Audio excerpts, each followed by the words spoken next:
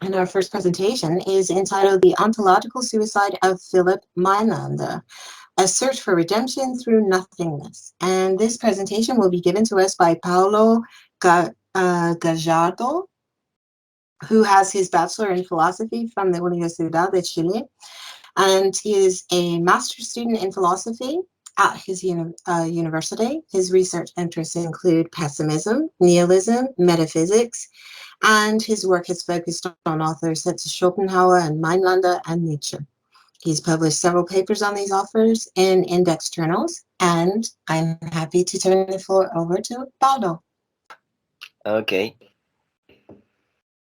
As you can see, my presentation is entitled The Ontological Suicide of Mainländer, A Search for Redemption Through Nothingness. So, and now I see different the presentation. It's more smaller, but I don't care. Okay. Well, Philipp Batz, self-designated Mainländer, was a German pessimistic philosopher who committed suicide after receiving the first copy of his magnum opus, the Die Philosophie der Erlösung, or in English, The Philosophy of Redemption. He was born in 1841 and died in 1876 at the age of 35 years old. Um, from he hanged himself just when he received the first book published of his philosophy. From an external point of view, it could be thought that this death by suicide, as so many others deaths, might be due to some personal sorrow or maybe for a personal sadness. But precisely in this book are contained the philosophical foundation behind his act, behind his suicide. So through this work, it's possible to elucidate in part the enigma behind his death. Before to please next slide. Josefa, can you hear me? Please. Yes. Um, this is the book. In fact, I want to comment that before to continue that there is currently no English translation about the philosophy der Erlösung, but I know that for if someone is interested in this philosophy, but I know that a translation will into English will be published by the end of this year. For the moment, there are only those Spanish translation. Please click, Josefa. One thing. Yes, those Spanish translation, two anthologies and two complete translations. In this book, the Philosophy of Redemption, Mainländer addresses a wide range of topics, but due to the timing of this presentation, I will only focus on those aspects that have a direct relation with the problem of suicide. Please, next slide. The most maybe the most striking aspect of the Mainlanderian pessimism is his original metaphysical worldview, which is synthesized in his polemic sentence. Please, one more click. His polemic sentence that in English is something like God is dead and his death was the life of the world. Well, stated in a synthetic way, the author proposed that in a time previous to all time, at the origin of the universe, there was a kind of God, who chose his own self-annihilation in order to reach the absolute nothingness, fragmenting into the plurality of individuals, which constitute the universe. Those individuals weaken little by little between them, moving toward the total annihilation. In this way, the primordial suicide of God at the beginning was the origin of the universe. Therefore, in a certain way, some human suicide would be linked to the death of God. That is to say that in certain cases, the suicide of human beings would be a sort of echo of the primordial divine suicide. But, certainly, putting those few words, his philosophical proposal may appear to be a mere metaphysical daydream, but behind these conclusions, there is a whole philosophical argumentation involving such diverse areas as, please following six click into the slide, six times, um, six yes. Such diverse areas as the analytic of cognitive faculty is something like theory of knowledge, also addresses topics from the physics, aesthetic, ethics, politics, and metaphysics. And these are the 6 sections on which the book is debated into. So through this section, Mainländer deploys a systematic philosophy that seeks to answer the enigma of the world by unraveling the hidden meaning behind existence. To satisfy this metaphysical desire of the human being, that is to know the origin and the destiny of the universe and every individual, Mainlander used a variety of philosophical concepts that he analyzed and connected between, such as substance, time, space, causality, etc. In this way, please, one more click.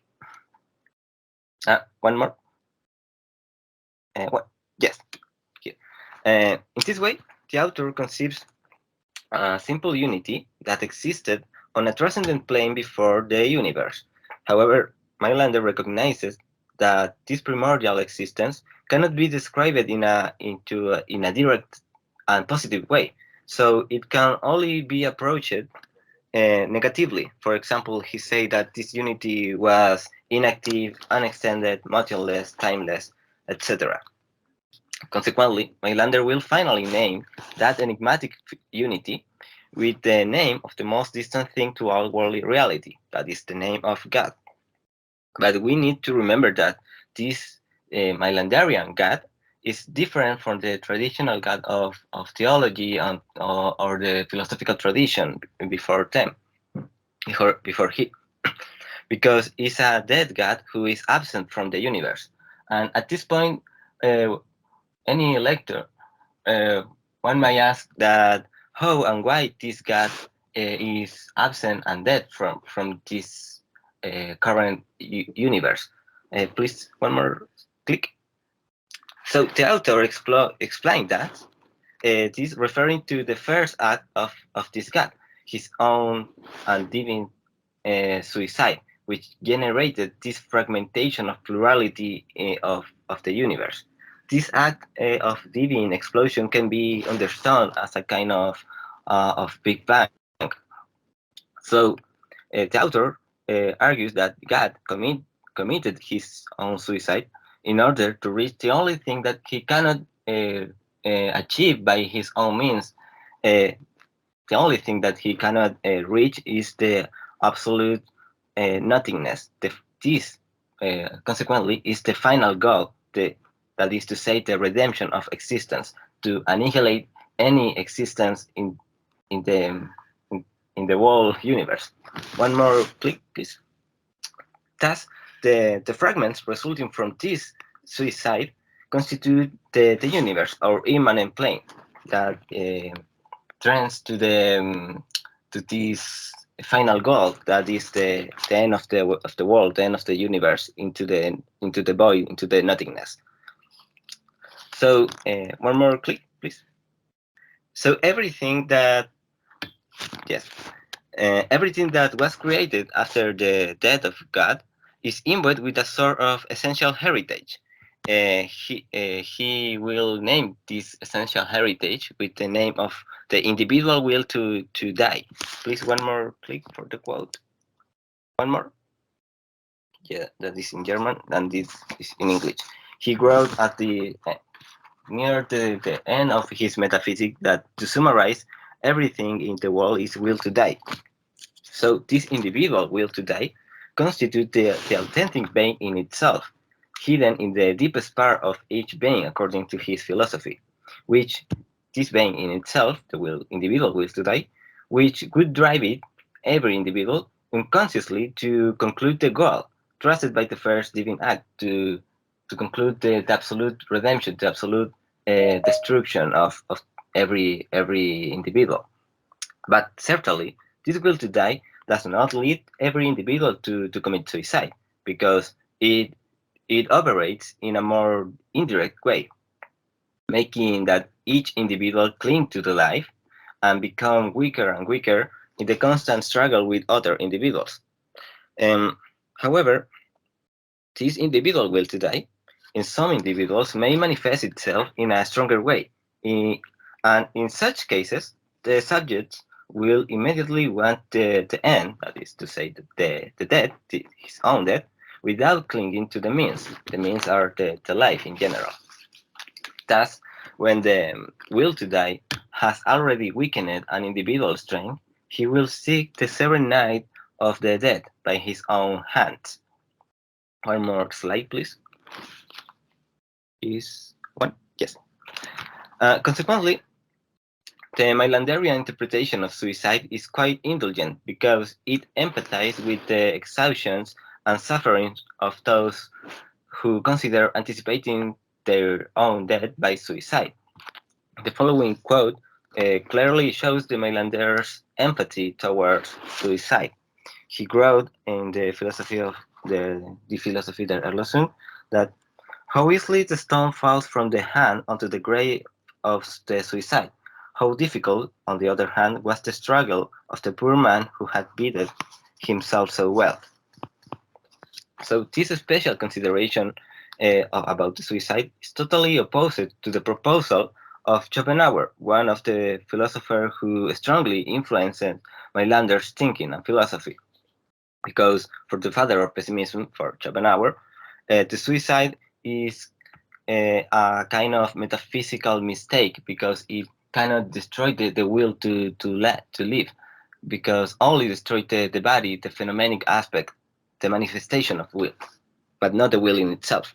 On the contrary, the Mainlanderian philosophy is very different at this point because it has this special consideration of suicide because it's due to the fact that this act can be can become a way of anticipating the destiny of the world, is to say, that is to say, to anticipating the end, the absolute nothingness in general. As long as the individual who commits this kind of act, the suicide, also conjugated in itself the virginity with the suicide, because for in this way, the life of the individual ceases to propagate. Cutting off the sexual reproduction, cutting off the chain of transmission and awakening of its determined being in itself is in individual will. So, under test consideration, under test conditions, some human suicide can effectively eliminate both its phenomenon aspect for one hand, that is to say, his own body, and also suicide can also eliminate the nomenic aspect, that is the being in itself, the will, the individual will behind his body. Please, one more slide. One more.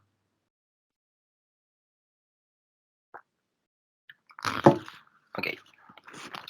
While his philosophy is much more indulgent toward suicide, it does not mean that he tries to promote the suicide in general. So his proposal cannot be called a philosophy of suicide, strictly speaking. Nevertheless, in his work, Mainlander is concerned with dismantling certain beliefs that stigmatize the suicidal people. Please, one more click. For these reasons, one more click. For this reason, the author makes explicit this study of his philosophy. He wrote in his Metaphysics that the immanent philosophy must not condemn, it cannot. It cannot. It does not call for suicide, but serving only to the truth, it must destroy countermotives of terrible violence. Consequently, his philosophy will reject any idea of a kind of afterlife beyond the death, because this kind of belief inspire, according to his philosophy, this kind of belief inspire a certain terror of an ultra-terrestrial punishment of people who commit suicide. In addition to this, there is the cruel judgment against suicide given by society under the influence of some religions and this type of beliefs. One more click, please. Yes. Okay, one more. Uh, Indeed, this last, as I was saying, was a sort of great indignation for the philosopher.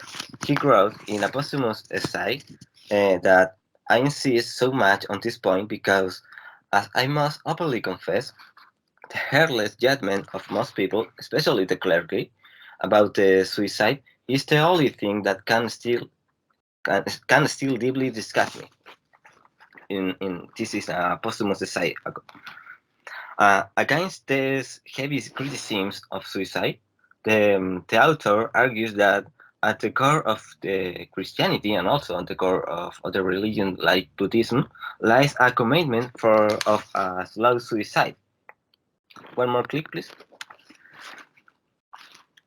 Philip Mainländer does not limit the consequence of his philosophy of redemption only to his time, encouraging some of his contemporaries to commit suicide, because he hopes that his philosophical pessimistic clarification of the enigma of the world will initiate a process of moral enlightenment on a global scale in the future.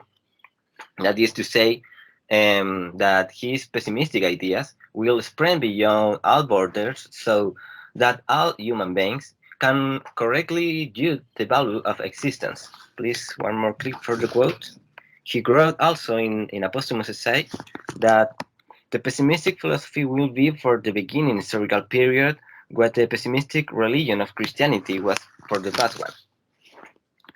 Well, certainly, this future global spread of pessimism should not lead to a mass extinction of the human race by suicide.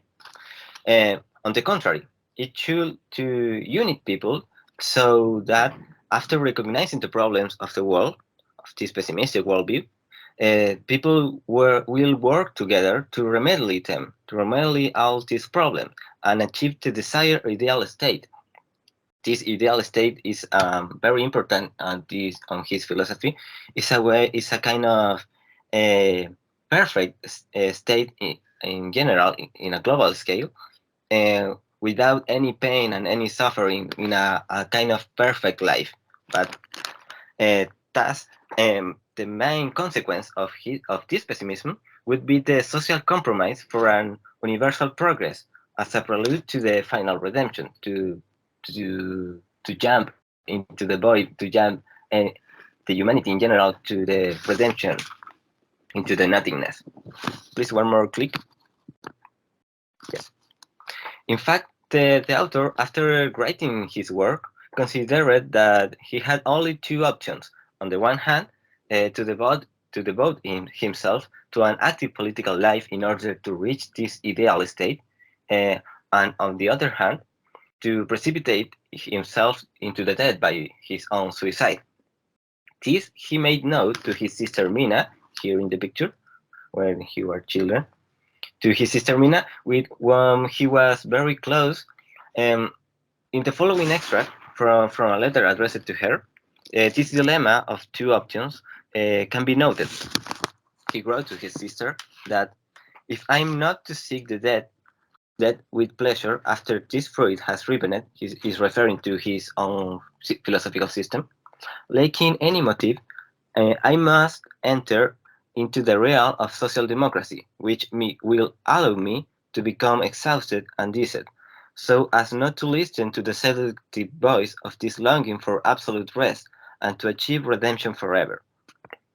Whether I shall prefer to repose of death to all this, to the active political life, and seal my doctrine with it, I do not know for the moment. Well, unfortunately, Mainländer never found this support that he hoped for from his sister to enter into this political life, because she addressed inflexibly to an opposing ideology. Mina Batz was supporter of a kind of intellectual aristocracy, and on the contrary, Mainländer wanted a kind of socialist society in order to reach this utopic ideal state to concrete the redemption of existence in general. But it was very important for him to convince his sister in this political project, because he considered it as the practical realization of his philosophy. Besides, It was the only way to continue living in a coherent form with his philosophical work, philosophical system. Also, Mainländer told his sister that he would devote himself into the social democracy despite her lack of support, but he never did it at the end. He finally chose the second option of his dilemma, the death by suicide. Please, one more click. Uh, all that he wanted was to actively collaborate um, in achieving this universal redemption into this ideal state, because in him there was a longing for peace and quiet, which could only be obtained through the absolute nothingness. When his work was published, this political tension between the two brothers, was still continuing, but Mailander needed to unify his own theory, his philosophy, with a praxis, and the only possible way was to dissociate himself from the struggle of existence. So, this determination to commit suicide was expressed to his sister in those letters that he tried to convince her about the social democracy project. He wrote specifically that if wants to go to death, no power of heaven and earth can stop him. The individual always faces such an event like a flood, an earthquake, and so on. Thus, Philip Batts ended his life by his own head, hanging himself when he published his book, just as his older brother had done years before. He also committed suicide, and also, like his sister Mina would do years later, the death of Philip. So, according to his philosophy, all of them, these three brothers, achieved the final redemption, collaborating into the cosmic process of divine fragmentation into the void of nothingness. That is the end of the presentation. Thanks. Paolo, thank you very much for your presentation. That was an incredible ending. I hadn't anticipated that we would then see a series of suicides within this family. I'd like to open the discussion up. Does anyone have any questions or comments, queries of our presenter? Josefa, did you have a question? Yeah, just to be clear, Paolo.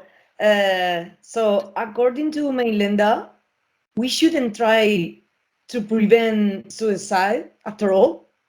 So we should stop looking for prevention strategies to fight against suicide.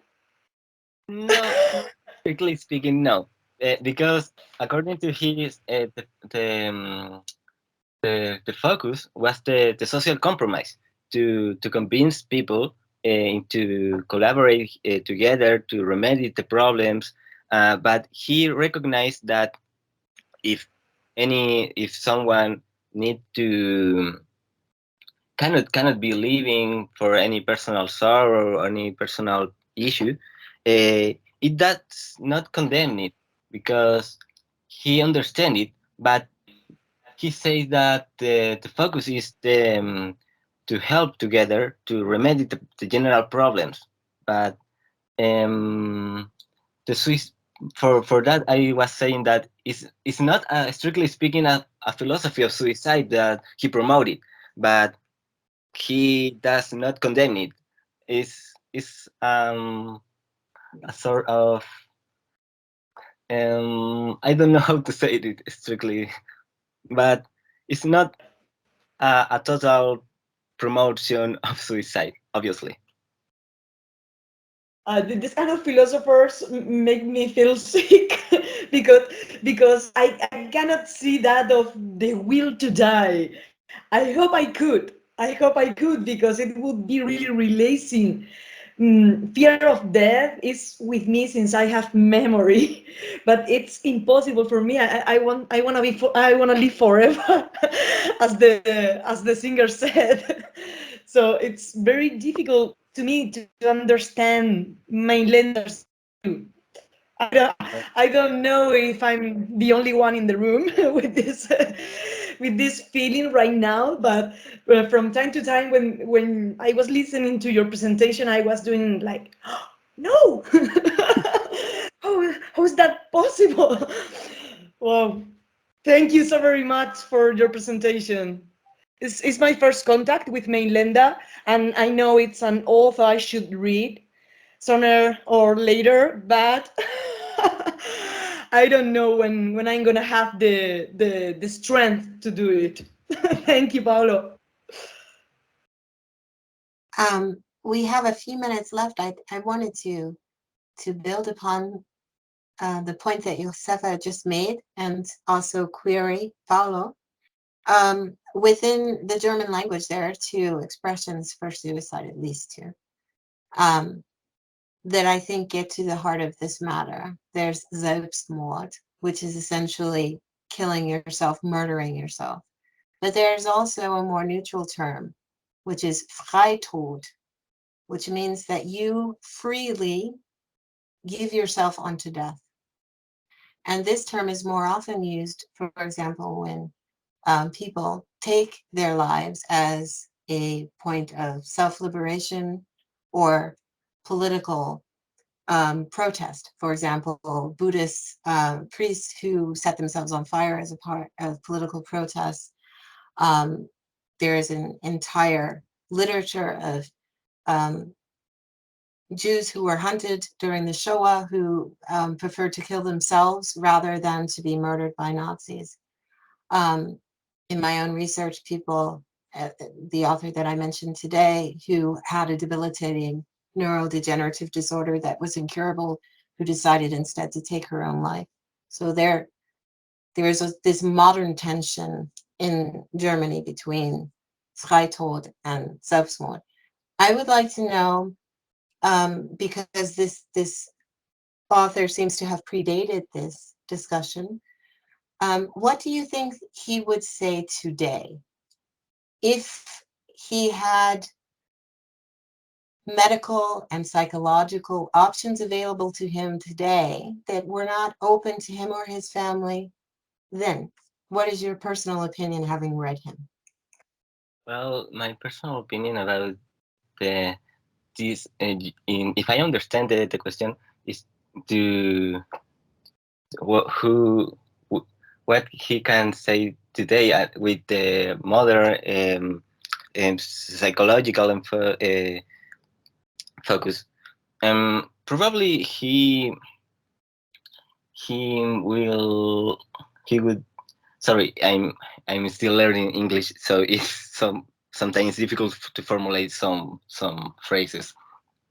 Probably he he found that there is a sort of this will to die is more than just a psychological problem or a problem to some individuals. Is the essential the being itself, but it's a kind of unconsciously drive any individual. So it's similar to the posterior death stripe of Freud. I think probably he influenced in this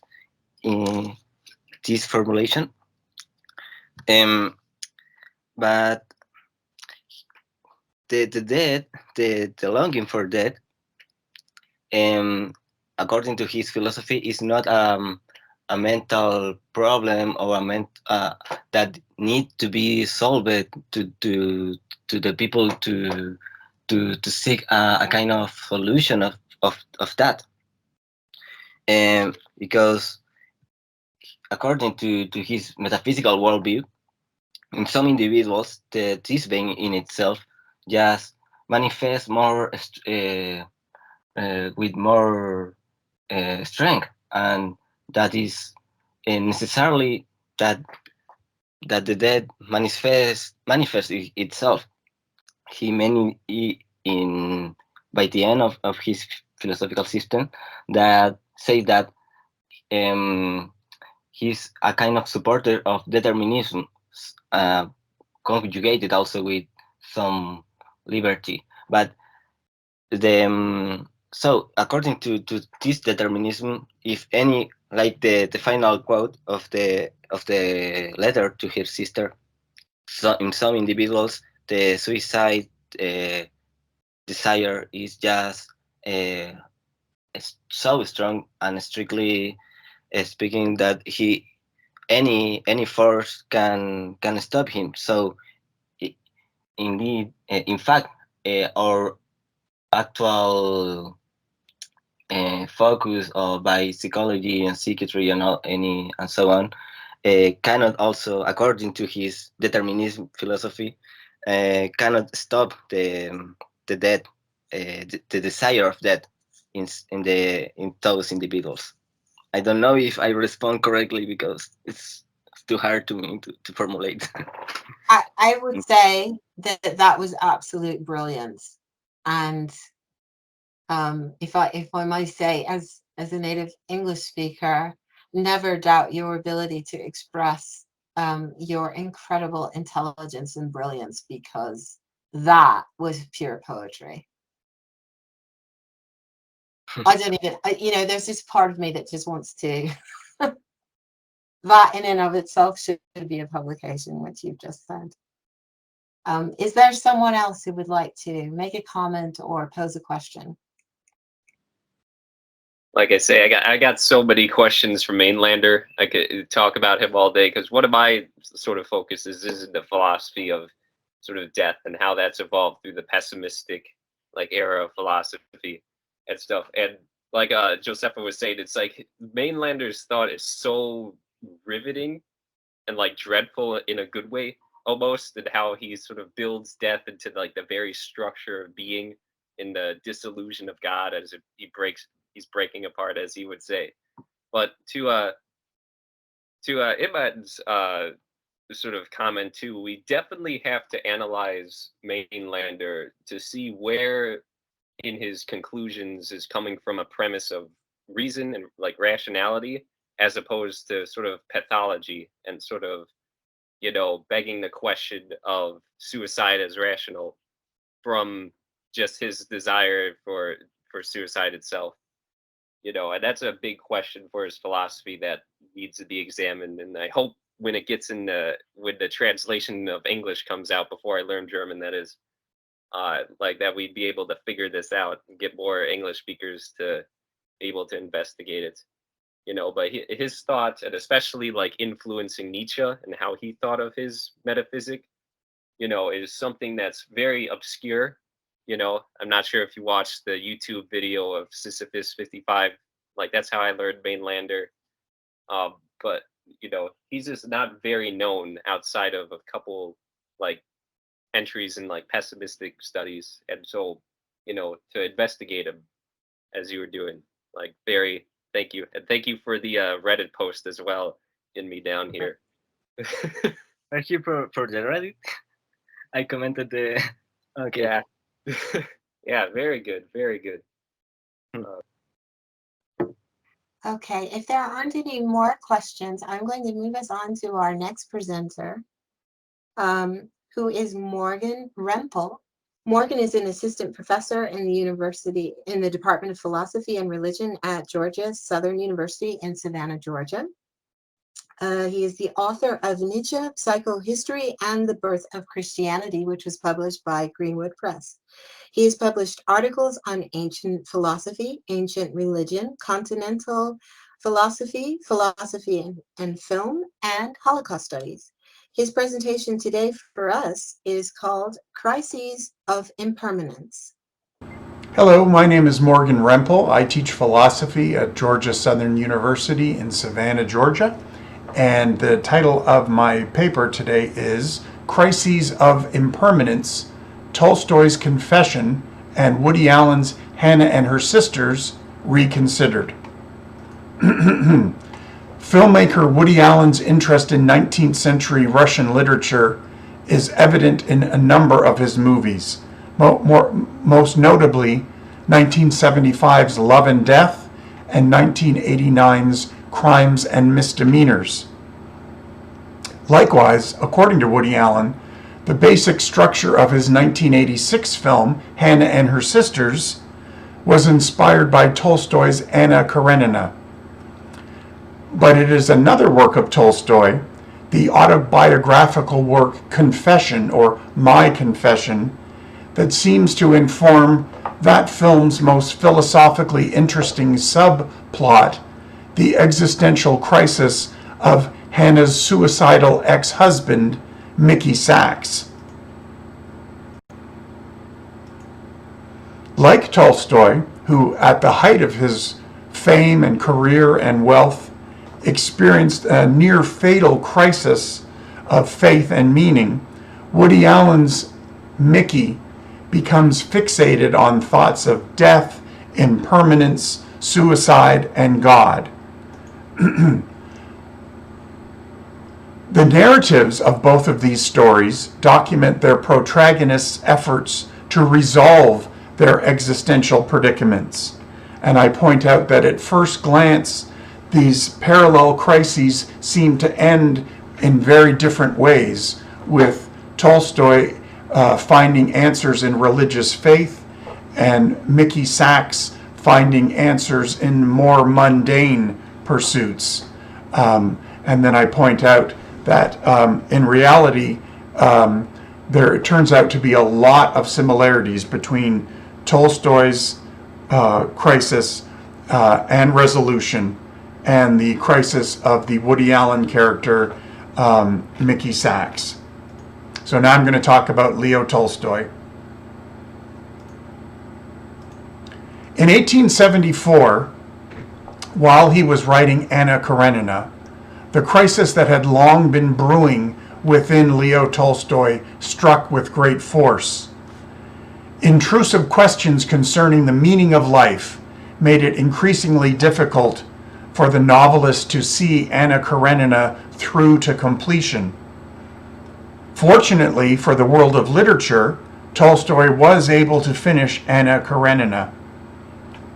Fortunate, too, is the fact that Tolstoy chose to document his very personal crisis in his next book, the heart on its sleeve and very autobiographical Confession, or My Confession. Befitting its title, and in this sense not unlike St. Augustine's Confessions, Tolstoy's work is remarkably candid and self-castigating. Phelps, for example, writes, "No other author ever told us so much about himself as does Tolstoy."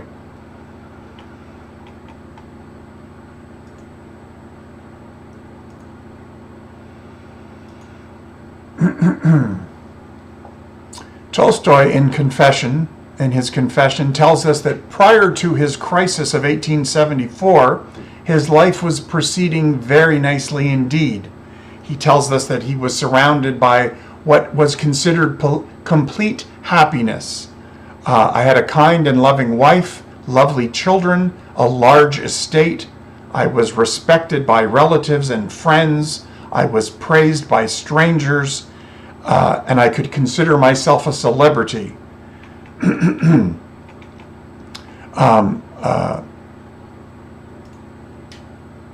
I point out that Tolstoy came from an aristocratic family. He was Count Leo Tolstoy, and that he inherited the family's estate, fortune, and serfs when he was 19 years old. So he was doing quite well for himself financially. So Tolstoy writes in his confession, "And so I lived until 5 years ago, something very strange started happening to me. At first, I experienced moments of bewilderment. My life came to a standstill, as if I did not know what to do or how to live, and I felt lost, and I fell into despair. On these occasions, when my life came to a standstill, the same questions always arose. Why? And what comes next?" So these pressing questions about why am I here and where is the story going to end, Tolstoy tells us that now, thinking about these matters and these questions, his thoughts have been increasingly turning to death.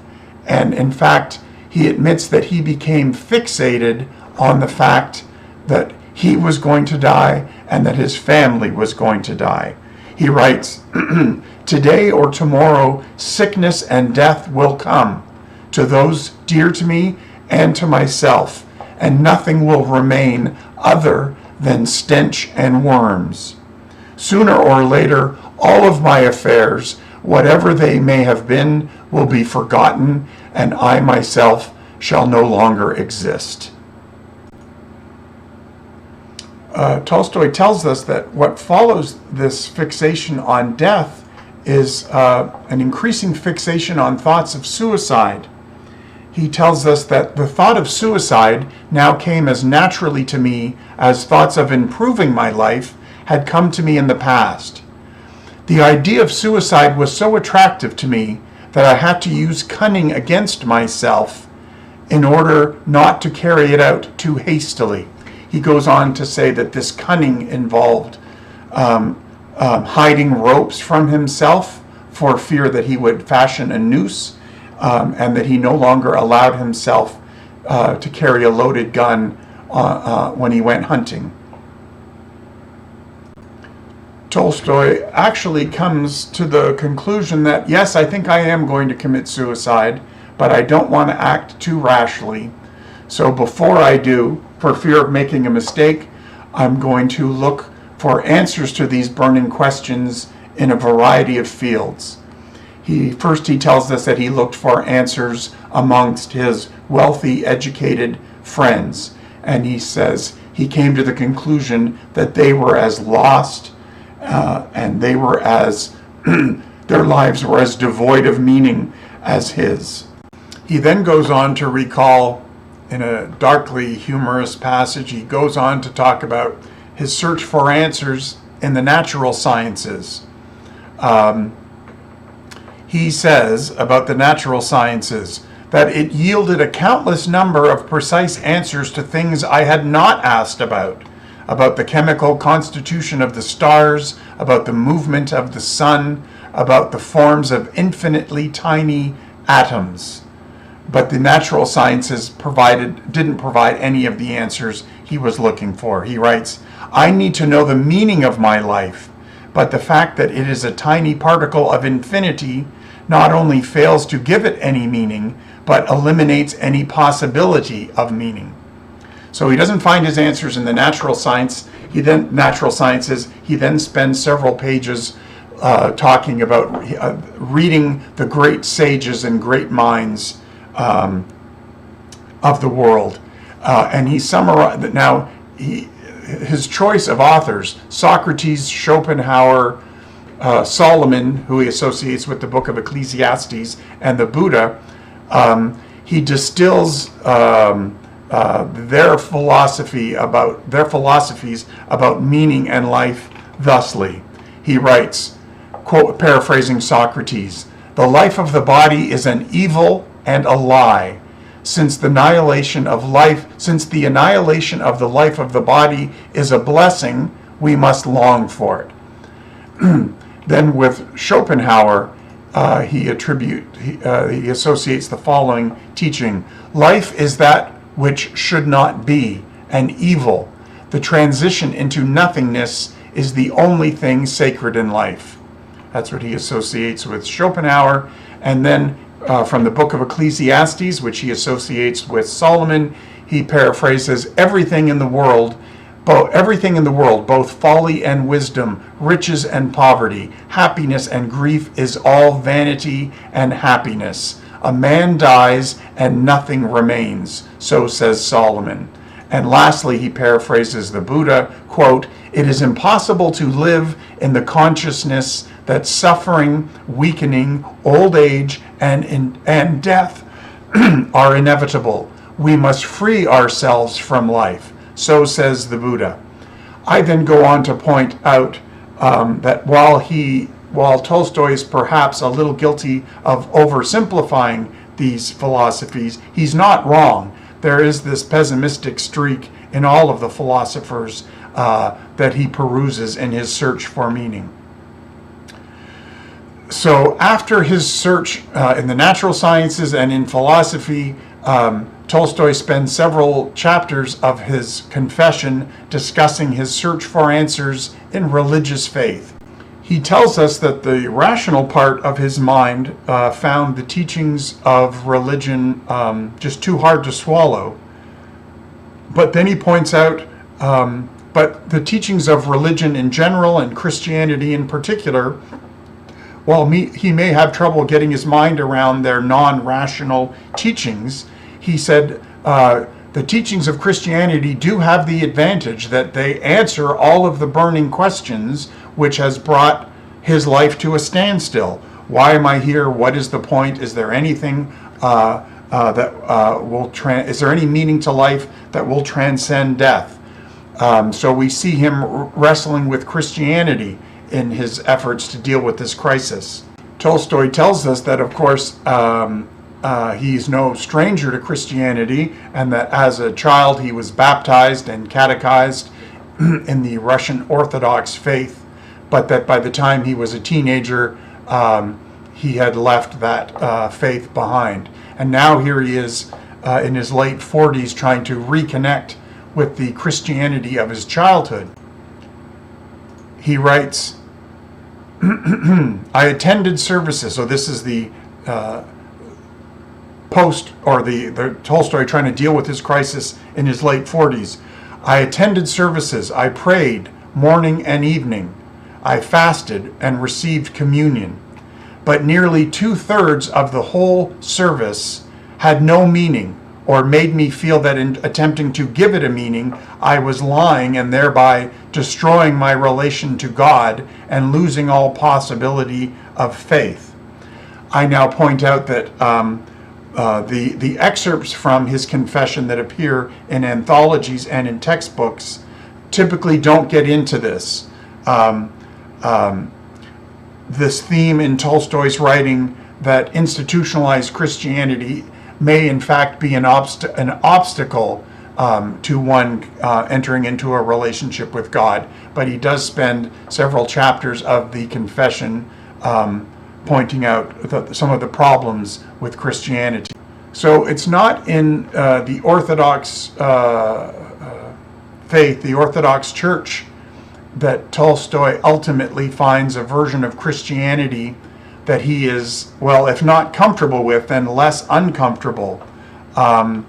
He ultimately settles on the version of Christianity. Well, I'll read it here. The Confession's final chapters describe and indeed celebrate the faith of what he calls the poor, simple, uneducated folk, pilgrims, monks, and peasants. And Tolstoy writes, so he's now spending time with peasants. He's been surrounded by peasants his whole life, but now he's spending time talking to them about life, death, meaning, faith, God, Christianity, etc. And he writes, I started to look more closely at the life and the faith of these people, and the further I looked, the more convinced I became that theirs was the true faith, and that their faith was essential for them, and that it alone provided a sense of meaning and the possibility, it alone provides a sense of the meaning and possibility of life. Tolstoy then writes, and I began to love these people, the peasants. The further I penetrated into their lives, the more I loved them, and the easier it became for me to live. I lived like this for 2 years, and then a great change took place within me, for which I had been preparing for a long time. It was the activities of the laboring people, of those who produce life, that presented itself to me as the only true way. I realized that the meaning provided by this life was truth, and I accepted it. That's a quote from the Confessions. And that quote is included in the abbreviated version of the Confessions that one finds in philosophy textbooks and anthologies. And I point out that while it is not incorrect to say that Tolstoy found his answers in religion, The reality turns out to be more complicated than that, let's put it that way. Okay, now I'm going to talk about the Woody Allen film, Hannah and Her Sisters. As noted, Woody Allen has stated that the primary storyline of his Academy Award-winning film, Hannah and Her Sisters, derives partly from Tolstoy's Anna Karenina.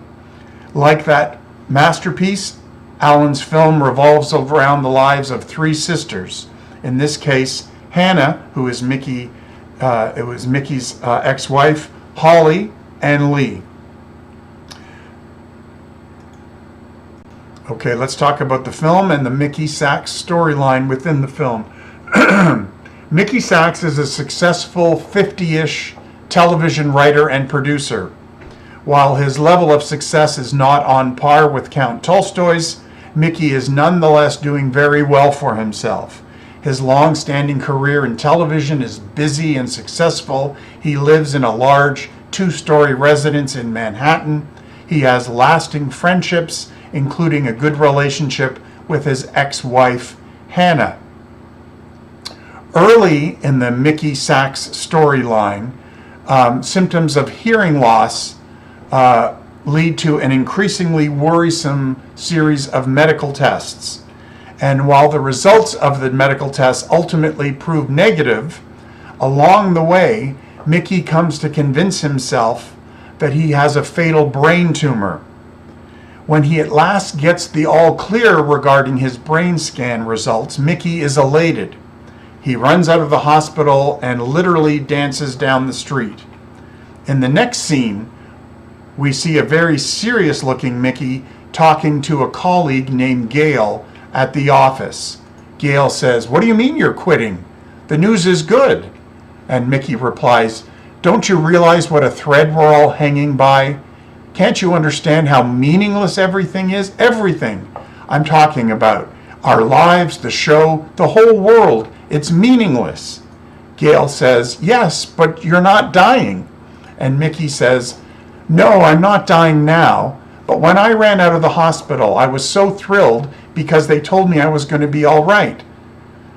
But then it occurred to me, okay, I'm not going to go today. I'm okay. I'm not going to go tomorrow. But eventually, I am going to be in that position." Gail replies, "You're just realizing this now?" And Mickey says, "Well, I don't realize it now. I've known it all the time, but I've managed to stick it in the back of my mind because it's a horrible thing to think about." So the conversation with his coworker Gail continues, and they discuss suicide. Mickey tells Gail, "Can I tell you a secret? A week ago I bought a rifle. If they told me that I had a tumor, I was going to kill myself." Gail replies, "Well, eventually it's going to happen to all of us." And Mickey says, "Yes, but doesn't that ruin everything for you? It just takes the pleasure out of everything. You're going to die, I'm going to die, the audience is going to die, everyone's going to die. I can't stay on this show, the TV show. I've got to get some answers. Otherwise, I'm telling you, I'm going to do something drastic." Conveniently, the next scene in the film involving Mickey Sachs is introduced by a title card with a quote on it. The quote says, "The only absolute knowledge attainable by man is that life is meaningless." And that's a Tolstoy quote. I say here the original context from this quote from Confession is Tolstoy's disappointment after his fruitless search for answers among philosophers and sages. Says Tolstoy in the Confession, "Not only had they found nothing, but they plainly acknowledged the same thing that had led me to despair. The only absolute knowledge attainable by man is that life is meaningless." In the film, after the Tolstoy quotation fades from the scene, we see a thoughtful-looking Mickey walking past a university library, and he lampoons the supposed wisdom of Socrates, Nietzsche, and Freud.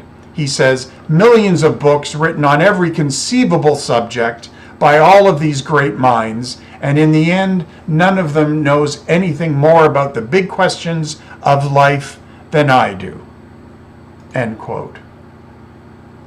All right, this next section deals with Mickey's thoughts on religious faith as a solution to his crisis. The next time we see Mickey, he is sitting in the office of a priest who asks him, "So why do you think you would like to convert to Catholicism?" Mickey replies, "I've got to have something to believe in. Otherwise, life is just meaningless." The priest asks, "So at the moment, you don't believe in God?" And Mickey says, "No, but I want to. If I can't believe in God, then I don't think life is worth living." At the end of their conversation, the priest hands a worried-looking Mickey a large stack of books and encourages him to read. In the film, several months pass, the seasons change, and we next see Mickey having a conversation in Central Park with a Hare Krishna devotee. The Krishna devotee asks Mickey, "What's your religion?" And Mickey says, "Well, I was born Jewish, but last winter I tried to become a Catholic, and it didn't work for me. I studied and I tried, and I gave it everything. But you know, Catholicism for me was die now, pay later, and I just couldn't get with it." The Krishna devotee asks him, "So you're afraid of dying?" And Mickey says, "Well, yeah, naturally. Aren't you?" The next scene in the film seems to see Mickey take a very un-Tolstoy-like turn. The next time we see Mickey, he runs into Hannah, his ex-wife's sister, named Holly. They go on a date, and during the date, he tells Holly about his existential crisis from a month earlier. He says, "One day, about a month ago, I really hit bottom. You know, I just felt that in a godless universe, I didn't want to go on living. Now, I happened to own this rifle, which I loaded, and I pressed to my forehead." Mickey tells Holly, his one-time sister-in-law, that he pressed the gun to his head and he was perspiring so much that he accidentally pulled the trigger, and that the gun fired. It missed him, but it caused a loud noise and people started banging on his door. So Mickey decides he's got to clear his head. He leaves his apartment, he wanders through the streets of New York, and he finds himself at a movie theater. I'll just quote Mickey some more here. He tells Holly on their date, "The movie was a film that I'd seen many times since I was a kid, and I loved it." The film, by the way, is a Marx Brothers comedy called Duck Soup. To return to Mickey, he says, "And I started to feel, how can you even think of killing yourself? I mean, isn't that so stupid? Look at all those people up there on the screen. You know, they're funny. And what if the worst is true? What if there is no God and you only go around once and that's it? You know, don't you want to be a part of the experience? You know, what the hell? Life's not all a drag." And I'm thinking to myself, gee, I should stop ruining my life searching for answers I'm never going to get and just enjoy life while it lasts. And then I started to sit back and I actually began enjoying myself. I point out that after this movie theater epiphany, that Mickey leaves the theater literally a changed man. Unable to find solace in religion or philosophy, and in the wake of his almost suicide, Mickey manages to do what Tolstoy believes cannot be done. He suspends his search for an ultimate meaning, and he opts instead to simply sit back and enjoy his life.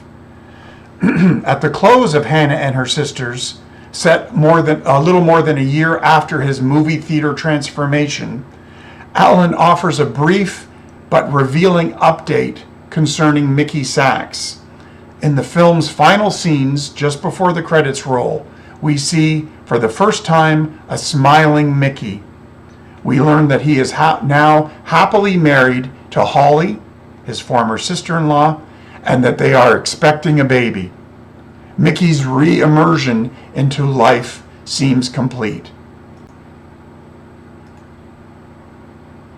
So now I'm returning to Tolstoy.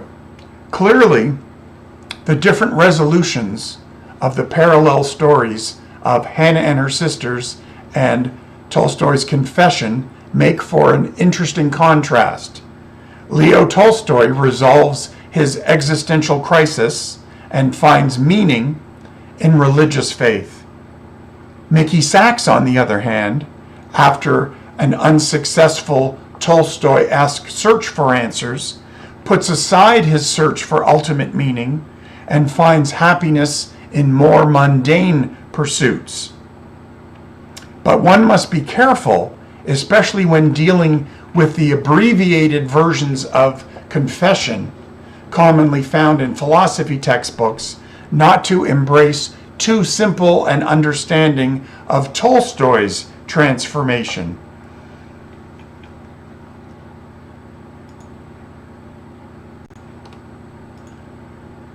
I go on to say, despite the impression left by the truncated version of confession found in textbooks, despite the impression that Tolstoy ultimately comes to embrace the true faith of the peasants and somehow learns to live with the non-rational aspects of religion, it is well to note that in his post-confession writings, he continues to express his reservations about Christianity's mystical and supernatural teachings.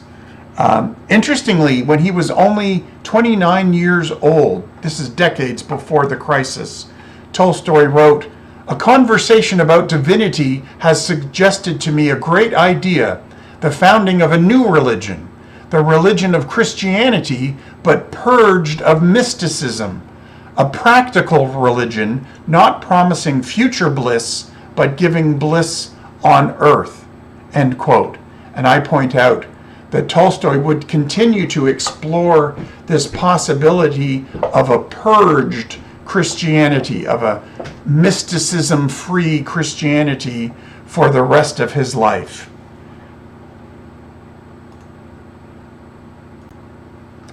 In the name of time, I'm just going to paraphrase the next section, but I point out that Tolstoy's religious writings from the Confession onward until his death in 1910, they continue to be characterized by Tolstoy's discomfort with religious beliefs in general and non-rational, mystical religious teachings in particular. His post-confession writings, I point out, also remain very concerned with death, the inevitability of death, and Tolstoy remains quite afraid and fixated on the inevitability of death. I write here, an obvious work in this regard with respect to Tolstoy's remaining fixated on death. An obvious work in this regard is Tolstoy's work, The Death of Ivan Ilyich, an unflinching examination of illness, dying, death, regret, and meaning. Not coincidentally, Tolstoy began this dark novella in 1882, soon after completing his autobiographical confession. Mary Beard, for example, characterizes the book, The Death of Ivan Ilyich, as, quote, a fictional exploration of the theoretical problems of religion, morality, and mortality, explored autobiographically in his confession. I then go on to point out that Tolstoy continued to keep a diary during the post-crisis period of his life, and that not only is his literary work, like Death of Ivan Ilyich, focused on death, but his diary keeps returning to death and the desirability of death again and again. He writes, so this is excerpts from his diary years after his confession and what some people consider his rebirth. He writes here in his diary, "Everything I do is bad. I suffer terribly from this badness. I am very bad. I am sinful. I feel like dying. I'm in a bad way. Lust, fame, I am filled with all of this filth. Help me, Father. I desire death, not passionately, but peacefully. I know that this is bad." And then I go on to say, certainly years after his near fatal confrontation with death and thoughts of suicide, the later Tolstoy had by no means transcended his fixation on God, death, and dying.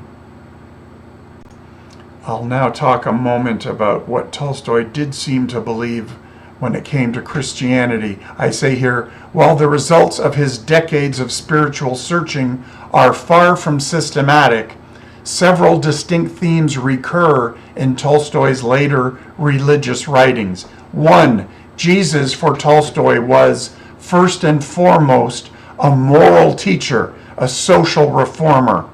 And two, that the essence of Jesus' social message is contained in the Sermon on the Mount. And thirdly, that Jesus' kingdom for Tolstoy is not a mystical, otherworldly destination accessed via rituals and clergy, but a this-worldly state of affairs realizable by following his example, Jesus' example, and his commandments. Said Tolstoy's friend Elmer Maude, quote, "Tolstoy was sure that it is our business to establish the kingdom of God on earth." Okay, to finish up then.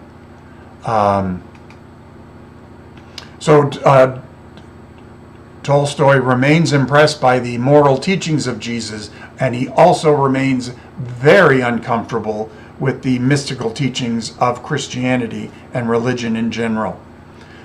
So with respect to his image of Jesus as a social teacher and a moral reformer, I say here, and this is the final section, consequently, in one late period work after another, Tolstoy, the mature Tolstoy, advocates a life of love, peace, charity, and non-violence. He becomes a vocal critic of social injustice and war.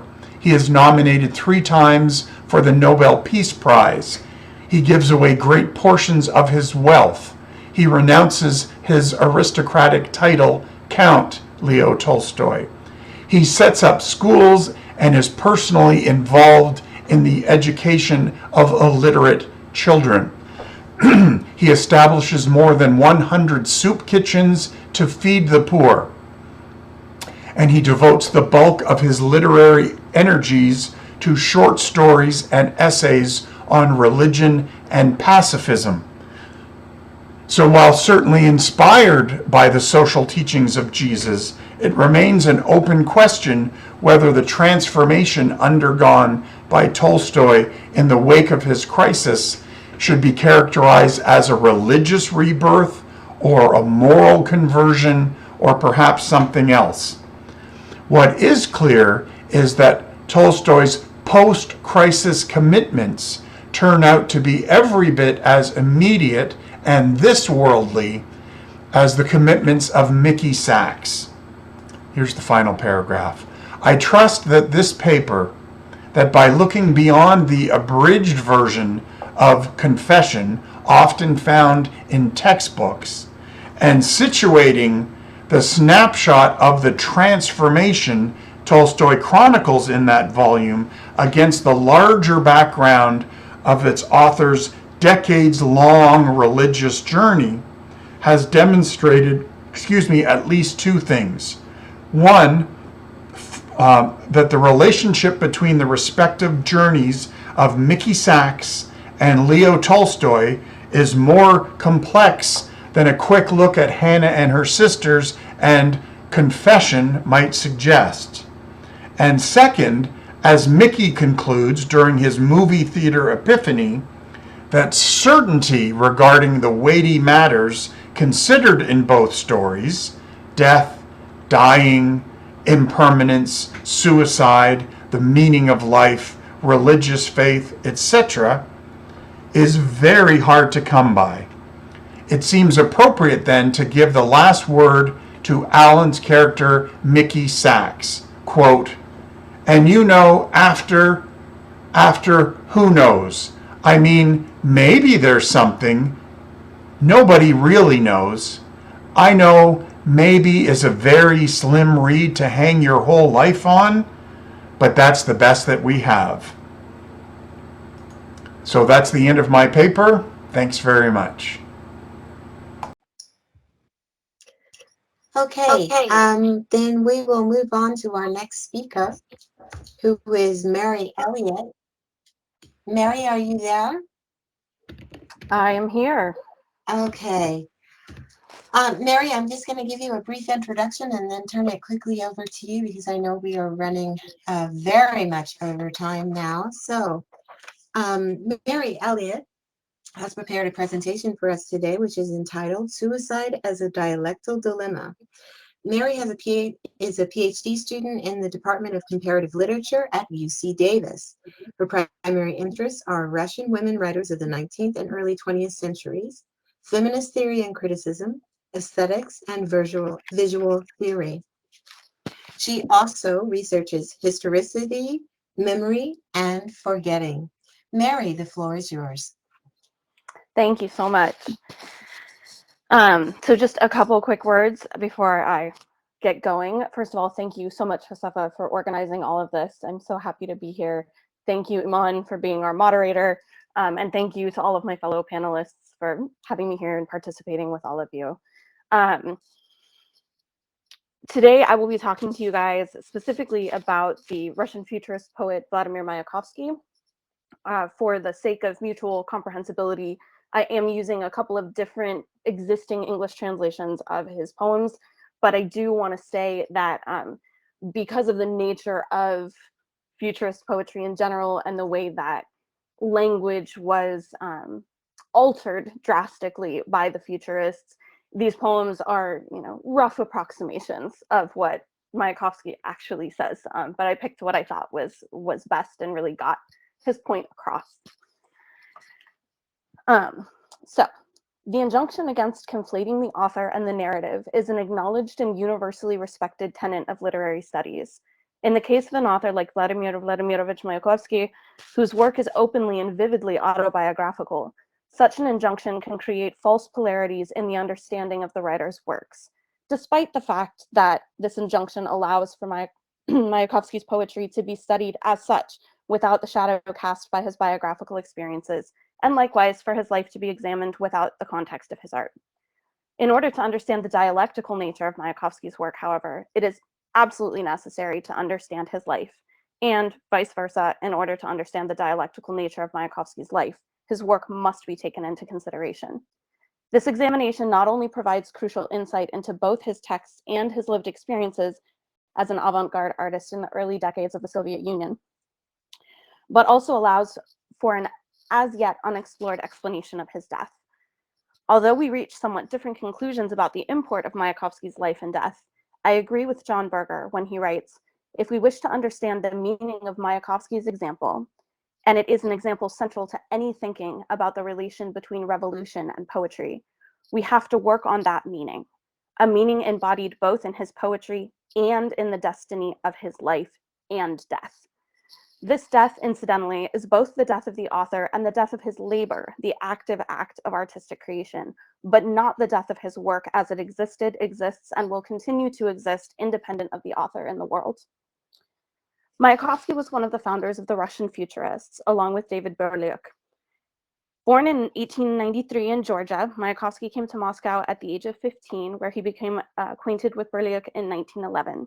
And along with Berliuk, Velimir Khlebnikov, and Alexei Krushenikh, Mayakovsky penned the Futurist Manifesto, entitled A Slap in the Face of Public Taste, in 1912. This manifesto sets forth the tenets of the movement that was to define Mayakovsky's life and work, a movement inextricably tied to performance, performativity, and bringing revolutionary art and language directly to the people. This approach to poetry and art, where a text is not only meant to be read but experienced, belies the passionate nature of the members of the movement, with Mayakovsky as one of the most visible, powerful, and effective among them. The passion with which Mayakovsky created his art matched the passion with which he lived his life.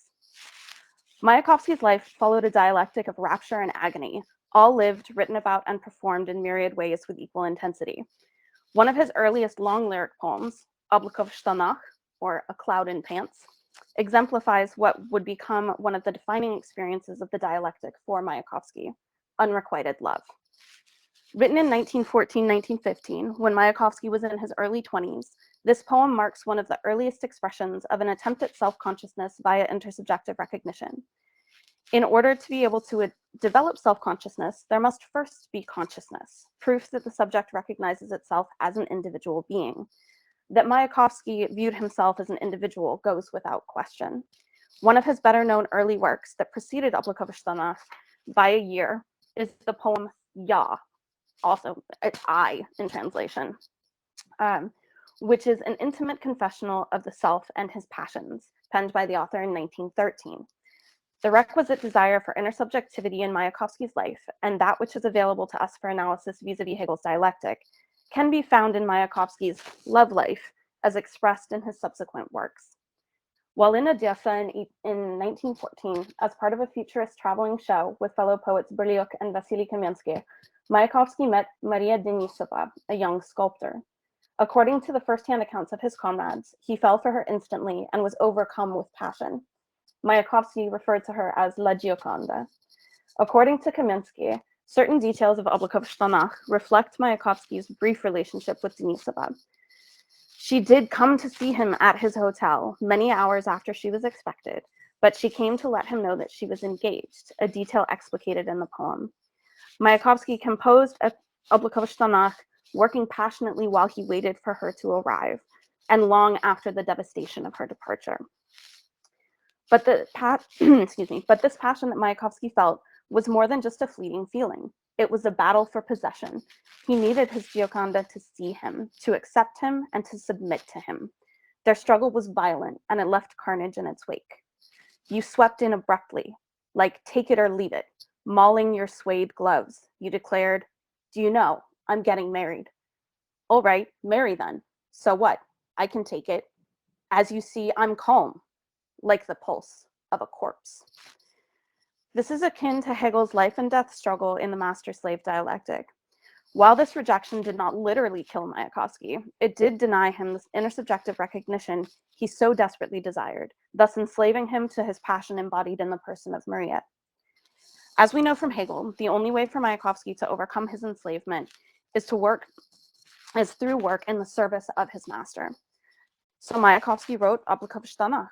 He toiled and labored on his poem. He put into words the torment of his servitude, and in doing so, he rediscovered his I. Hey, gentlemen, amateurs of sacrilege, crime, and carnage, you have seen the terror of terrors, my face when I am absolutely calm.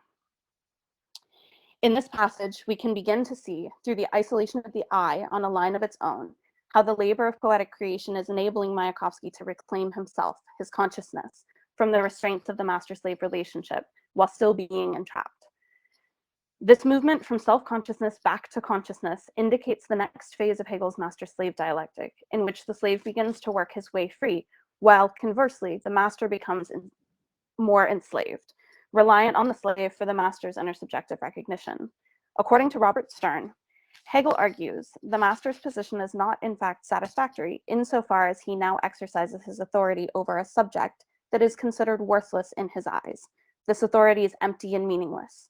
Meanwhile, Hegel suggests, through engaging with the world for the master in work, the slave manages to gain a sense of how it can relate to external reality in a different way, by overcoming its otherness without needing to destroy it. Instead, it finds that the objects it labors on can come to embody its projects and be made a vehicle for its ideas. As Edward J. Brown succinctly states, Mayakovsky's cloud is a kind of confessional, a confession of the self to itself. This is the labor that can help the slave of unrequited love move toward self-consciousness.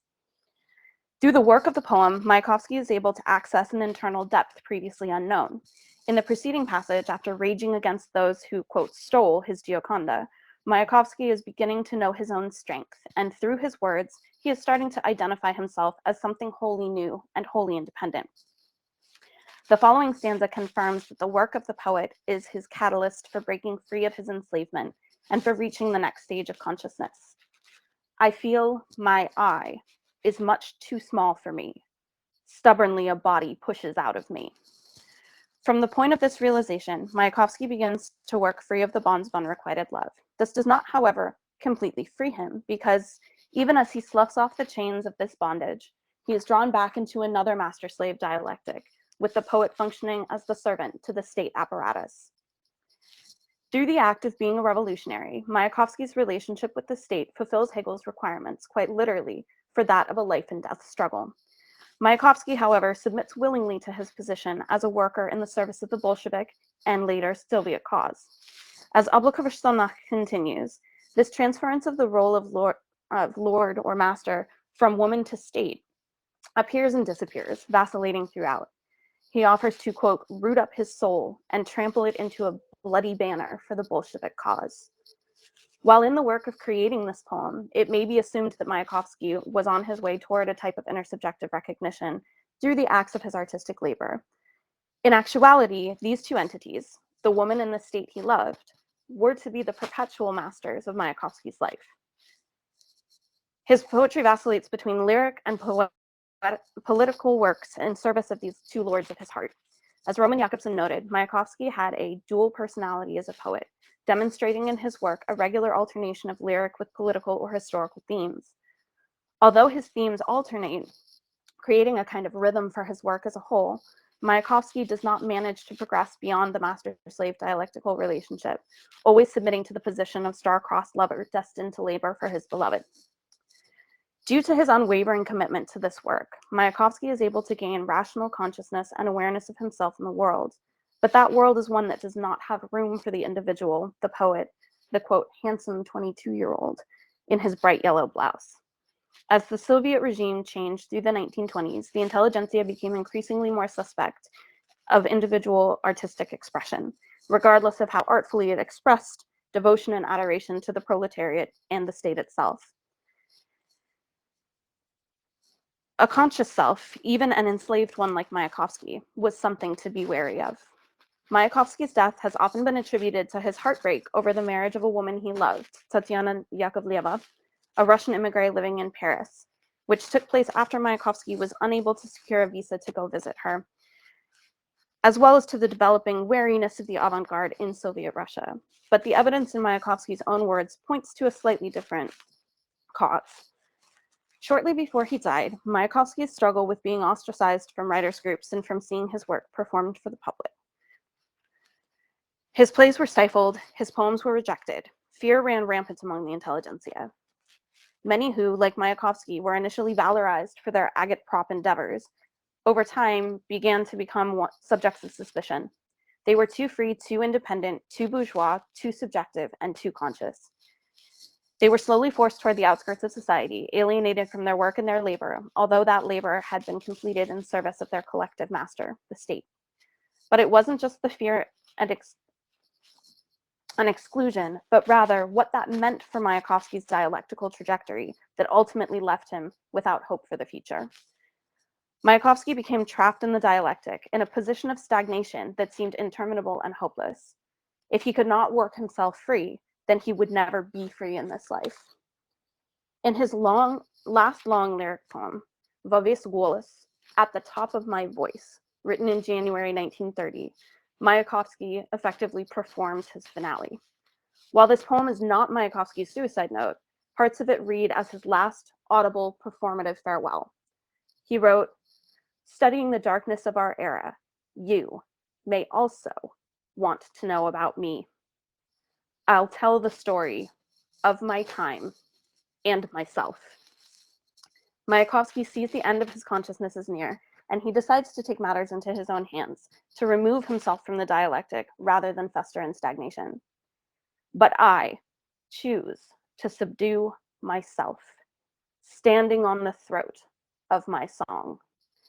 The death of his poetry, his labor, his song, is equivalent to and predicts the death of the poet. The alienation from his labor by the state left Mayakovsky with no viable path toward freedom, toward self-consciousness, and toward recognition. Mayakovsky survived and broke free from servitude under the women he loved, but could never possess, and in service of the revolution he loved, but could never be fully incorporated into through the labor of his poetry. Without his work, what options would there possibly be for him? In April 1930, Mayakovsky's poetry runs out. Boris Pasternak aptly characterized this time when he wrote, "In the last years of Mayakovsky's life, when there was no poetry, neither his nor anyone's, when, to put it plainly, writing was at an end." Roman Jakobson also acknowledged the impossibility of production for Mayakovsky at this time in his essay on a generation that squandered its poets. In it, Jakobson relates a conversation with Mayakovsky not long before his death, in which Mayakovsky read Jakobson a recent poem, and Jakobson's comment was, "Very good, but not as good as Mayakovsky." Having lost his purpose in production, and with no possible alternative for progressing further down the path to recognition and freedom, there was only one route for escape, one final way to break the dialectic for good. On April 14th, 1930, Vladimir Vladimirovich Mayakovsky took his own life, shooting himself in the heart in his apartment on Lubyansky Passage. To end his condition of perpetual dialectic servitude, he removed himself from the dialectic altogether. The masters of his life could no longer seek recognition in him, though the state continued to profit from his labor for decades to come. In his suicide note, a literary work worthy of analysis and serious consideration in and of itself, Mayakovsky wrote, "As they say, the case is cloved. The love boat has smashed against convention. Life and I are quits, and there is no point in listing mutual hurts, misfortunes, and offenses." Even this poem, however, belies Mayakovsky's dialectical life. It is taken from an earlier unfinished lyric in which Mayakovsky utilized the word "you" in place of life, again highlighting his constant dialectical movement between the other and the self, the individual and the state, the master and the slave. Despite the fact that both subjects of his affection, women and the Bolshevik cause in several different iterations, proved to be cruel masters for Mayakovsky, he won his freedom in the end. He reclaimed his self in the only way he could, by taking the slave, necessary for the master's intersubjective recognition, away from those masters once and for all. Upon seeing him on the day of his death, Pasternak wrote, "He lay on his side with his face to the wall, sullen and imposing, with a sheet up to his chin, his mouth half open as in sleep, haughtily turning his back on all, even in this repose, even in this sleep. He was stubbornly straining to go away somewhere. His face took one back to the days when he called himself handsome 22-year-old. For here, death had arrested an attitude which it almost never succeeds in capturing. This was an expression with which one begins life, but does not end it." Defiant until the end, Mayakovsky wrote the end of his own dialectical life. His experience still leaves us wondering if the premise proffered by Hegel, that there is, in fact, a way out of the master-slave dialectic, a path to self-consciousness, recognition, and freedom, is nothing more than a fairy tale designed to keep the slave toiling in servitude. Mayakovsky himself, however, did believe in this freedom.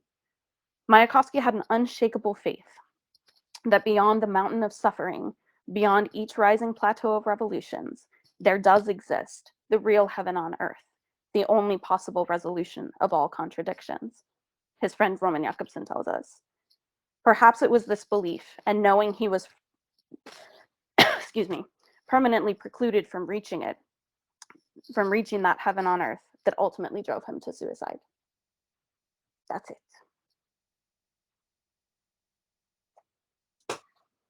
Mary, thank you. Do you need to take a sip of water before we carry on? Okay, you're good. All right. Are there questions from the audience? I can start us off. I have taken so many notes about your presentation. I love your writing. I love your style. I could feel you working each line.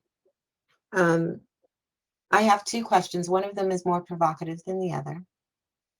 The first is, I know that you have a feminist background. The feminist in me bristles at the idea that a man, any man, would say that his personal fulfillment requires the woman of his desire to mirror his experience. That seems to me the ultimate in narcissism. So my question to you is, how do you, as a modern woman, deal with this type of assertion? Do you leave that to the side, or do you find yourself speaking against? One of the things that's interesting about Mayakovsky is that he fell in love passionately and frequently. And much to his dismay, it rarely worked out well for him. The women that he fell in love with, even if they did reciprocate, ultimately all ended up rejecting him. And during this time, during the early stages of the Soviet Union, there was a very different approach to romance and relationships. And so actually the most productive and sort of long-term relationship that he had was with the wife of his good friend, who he lived with the two of them. And so they had this kind of bohemian lifestyle. And so I think just the knowledge of the fact that the milieu in which he lived was very different, and these women had no problem rejecting him in the end, and doing what they wanted to do, sort of balances that out for me a bit. So it allows him to feel the way that he wants to feel and to experience this passion without actually encroaching on anyone else's independence. I appreciate your having said that, because he struck me as being, and this comes from, consider the source, forensics. This guy reads like your modern day stalker, but the other question that I had for you is, the other tension that I heard in your presentation was something that we find with many writers, and that is that the source of their rejection, their societal rejection, their marginalization, also becomes a source for their creativity. One often wonders if they would have been that creative had they been accepted or even celebrated within the times that they were living in. Can you say something about that tension, that dialect? Absolutely. So for Mayakovsky, he's a really interesting case because, as with many avant-garde artists, under in the Soviet Union in the first couple of decades, they lived in this really bizarre sort of precarious space where one week they would be incredibly popular and lauded by the powers that be, and then the next week they would be targeted, alienated, arrested, executed. So it was this really, Mayakovsky spent the first, almost 2 decades of his career, his poetic career, as a favorite. People really liked him. But then as Stalin, came into his power, and really got his purges underway, anyone who was popular then became problematic. And so that sort of motivation from not belonging, and that creativity from not belonging really came from Mayakovsky from the rebellion against Imperial Russia and from supporting the Bolshevik cause. But then he ended up being rejected by the cause that he had devoted his life to supporting, due to the prejudices of the state apparatus. So it was really only in the last 6 months to a year of his life that he started to experience the alienation from the cause that he had worked for so many years, that ultimately was a huge part of his choice to commit suicide.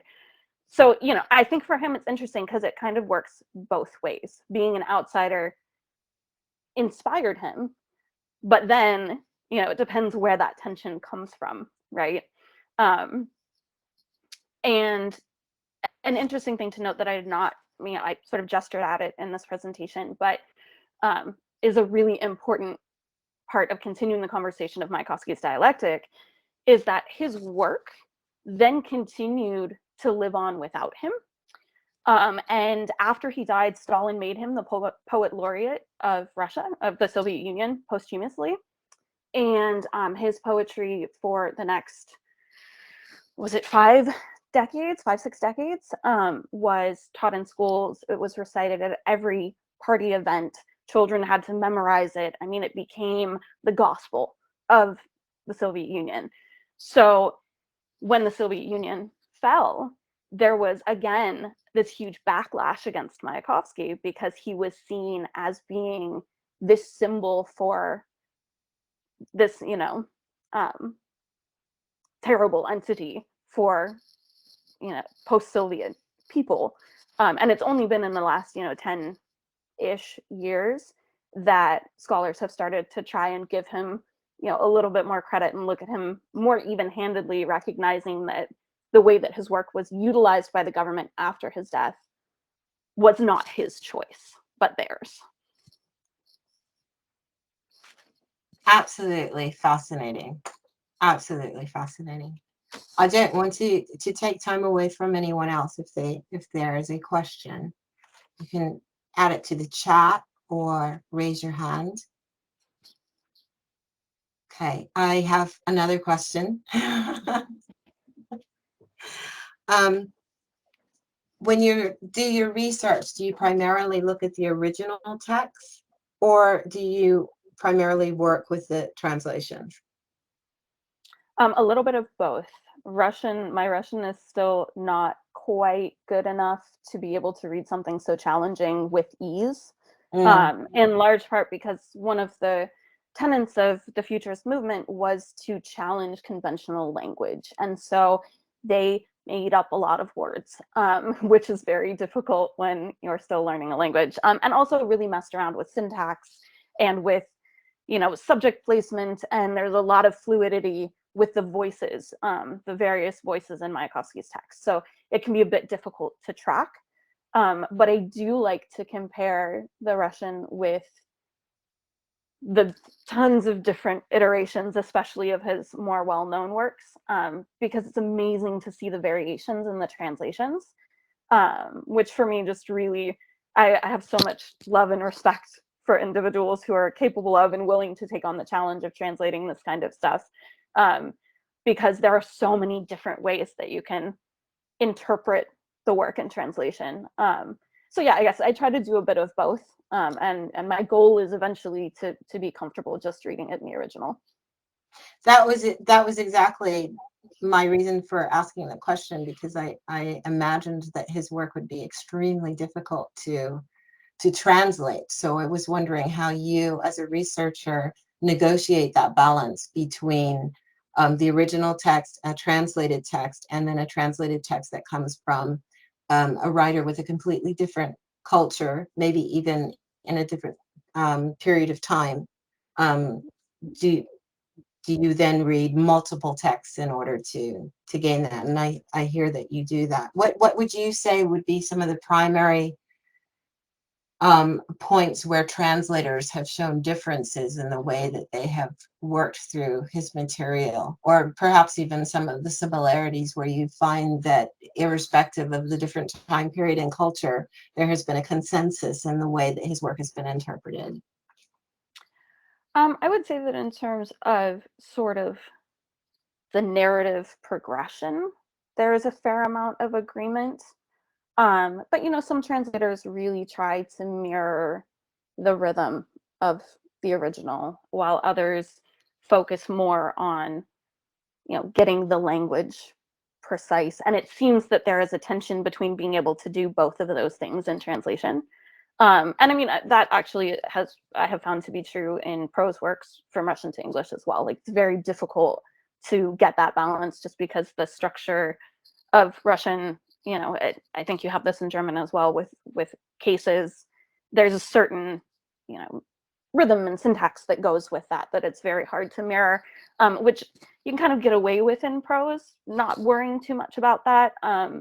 but it's very different in poetry. So yeah, and I would say, every once in a while I'll stumble across a translation that has, a different interpretation of like an unknown narrator's voice. There's a way that in Russian you can use verbs without stating a subject if you're speaking sort of generally about this overarching they or you or it.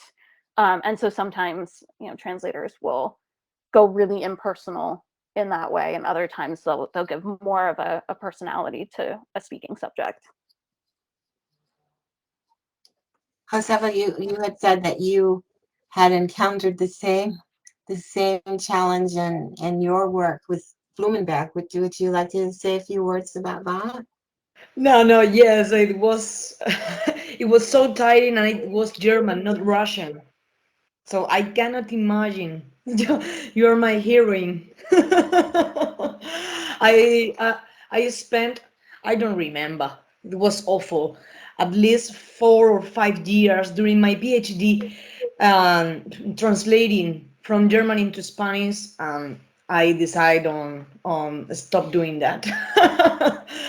So I hardly can speak in English. So it's enough for me. But Russian, wow. It's all impressive to me. I'm always blown away by anyone who's multilingual and anyone who's willing to engage in the process of translation. I have had the privilege to meet some professional translators, and I just hats off to individuals who can do that. It's such hard work. So good on you, Josefa, for attempting that. It's tough stuff. Okay, unless there are other questions, I would like to thank you for a fascinating presentation. Thank just you. incredible work, beautiful writing. Thank you, and thank you so much for your questions. Absolutely, the two of us could just sit down and have a glass of wine. Love that. So I'm going to shift gears now and move us to our next speaker, who is Fabio. Is Fabio here? Good morning, I am here. Hello. Hi, Fabio. I'm going to say a few words to introduce you, and then I will give the floor to you. Perfect. So, Fabio Bartoli is going to present today a paper entitled The Problem of the Suicide in Kafka, who happens to be one of my favorite German writers. He is a professor at the Pontificia Javeriana University of Bogota and the Externado de Colombia Universidad. He has a PhD in philosophy from the University of Salamanca in Spain, and he earned a master's in contemporary history from the University of Rome and graduated in philosophy from the University of Pisa. Fabio, the floor is yours. Thank you.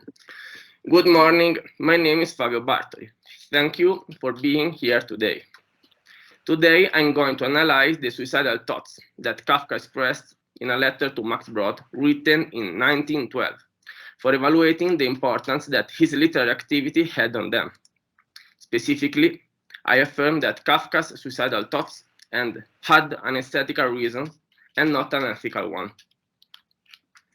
Firstly, based on Durkheim's work on suicide, I'll introduce some short considerations about the problem of suicide in Kafka's age, the first 2 decades of the 20th century. The results of Durkheim's analysis about the end of the 19th century can also be applied to Kafka's period, because there isn't a breaking point in the European social context, as Osbaum underlines. Secondly, I will focus on the year 1912, the year in which Kafka expressed his intentions of committing suicide, by analyzing a letter to Max Brod. Thirdly, I'll integrate the results of my investigation with the consideration of a diary entry of the same year. That's pertinent for understanding the aesthetical reasons Kafka had for finishing his life. Finally, I will draw some conclusions. Durkheim offers the first and most important study in history that considered the phenomenon of suicide in relation with the social context of the individual. Beginning with the affirmation that we must explain with social reason the number of suicides in a particular social context, one of the main theses of his analysis is that the cases of suicide increase in a society in which a moral crisis is happening. In this specific situation, the society, that's the supreme moral order of existence, develops the adequate circumstances for stimulating the highest risk subjects to commit suicide. According to Durkheim, we can identify three categories of suicide. One, the case in which the subject commits suicide due to his/her empathic isolation and disengagement from society, namely egoistic suicide. Two, the case in which the subject commits suicide because he/she considers that his/her death will profit society, namely altruistic suicide. Three, the case in which the subject suffers a trauma and in consequence he/she decides to end his/her life, namely anomic suicide. In conclusion, it's possible to see that in the period that Durkheim considers and Kafka shares, the problem of suicide was intrinsically linked with the moral sphere of society and afterward individuality. In line with the purpose of the presentation, in the next part I aim to explain in which of these three categories it would be correct to locate Kafka's case. To answer this question, it's relevant to read the letter in which Kafka expresses his suicidal thoughts. I won't read the quotation. You can find the entire letter in the Word document that I shared with you. Please refer to fragment 1, but in this case, not because we have not the Word document. Thanks to this document, it's possible to know the reason that triggered Kafka's suicidal thoughts. He is desperate because his family is pressing him to work in their factory for 2 weeks. His brother-in-law can't supervise the employees due to a trip. According to Kafka, this job assignment conflicts intensely with his literary activity. To execute it, he'll be forced to completely stop his literary production for the entire 2 weeks that the brother-in-law will be away. In Kafka's opinion, this perspective is unacceptable, and it's sufficient to justify the contemplation of possible suicide. In other words, for Kafka, this possibility is triggered by the traumatic event that the idea of working for 2 weeks in his factory, to the detriment of his literary activity, represents. Due to this analysis, Kafka's case must be classified under Durkheim's anomic suicide category. In fact, in Durkheim's word, this type of suicide results from man's activities lacking regulation and his consequent sufferings. In anomic suicide, society's influence is lacking in the basically individual passions, thus leaving them without a check rein. End of quotation. Thanks to Kafka's letter, his case could be understood under the former description, because the scene revolves around Kafka's individual desperation, resulting from his job in the factory. However, it's interesting to underline that Durkheim's categorization of Kafka's case as anomic suicide is appropriate, but at the same time, it's reductive.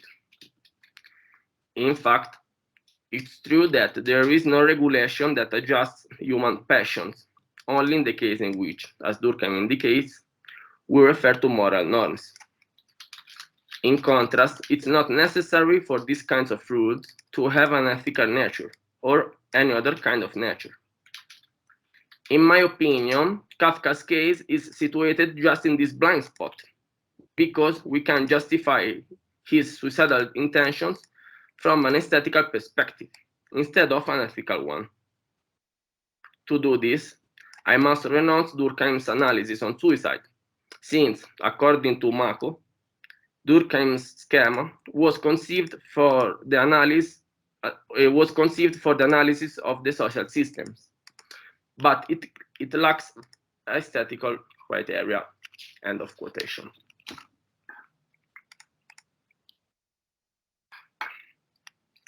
Therefore, the analysis of Kafka's letters is useful to highlight the aesthetical reasons that are behind his suicidal thoughts, for integrating Durkheim's theory with another point of view, the aesthetical one.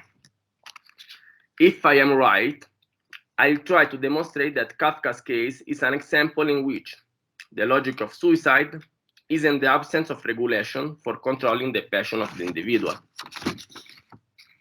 In contrast, it's a case in which the society decides not to recognize the legitimacy of the aesthetical norms that regulate these cases, since society is structured only by ethical norms. In other words, we must consider cases like Kafka's one as ethical anomic, but also as aesthetical regulate. I'll try to establish in the third section that in the case of Kafka, the ethical and aesthetical logics aren't only different, but contradict each other. Speaking about the aesthetical reasons for Kafka quasi-suicide, we can summarize them into a common root, specifically the impossibility of writing. In other words, like we read at the beginning of the letter above, Kafka's trauma stemmed from his family forcing him to work for 2 weeks in the family's factory. This implied having to stop his literary activity for 14 days because he was not able to write and work in the factory at the same time. It's important to remember that, according to Kafka, his literary activity was not insignificant, but rather the most important part of his life. In fact, on one occasion, he affirms that he is nothing but literature, and can and wants to be nothing else. It may, however, shatter him completely, and this is by no means a remote possibility. End of quotation. Then, to drown his literary activity implied repressing his strongest impulse. In a sense, it's a negation of his own existential nature. In fact, considering this scenario, he canvassed 2 possibilities: to jump out of the window or to go daily to the factory. We can express that this tragic situation is a dichotomy between an ethical decision, working in the factory, and an aesthetical decision, committing suicide due to the desperation caused by the impossibility of writing. Afterward, Kafka analyzed the consequences of the 2 options that he had considered. In the case of suicide, the consequence would be Kafka having the opportunity of shedding all responsibilities, both to write and to work. Then, to commit suicide is an action that renounces to the sense of responsibility towards society. However, it's important to underline that responsibility of working is an alien imposition, while the responsibility of writing is a personal decision. Therefore, only the second one could be understood like a positive responsibility for Kafka. Thanks to it, he could attain a kind of self-realization that would have been impossible if he had had to work in the factory. On the other hand, going to work would imply interrupting his literary activity only for 2 weeks, instead of eternally, like death would mean. In addition, he would have the chance to clear the job in the factory, thanks to the perspective that, at the end of the period, he would be able to begin writing again. To put it differently, the sacrifice of working in a factory made sense only in relation with the literary activity. Finally, it's possible to affirm that the two motivating factors Kafka shows, pro and contra suicide, are strictly linked with his literary activity. Thus, they have an aesthetical nature.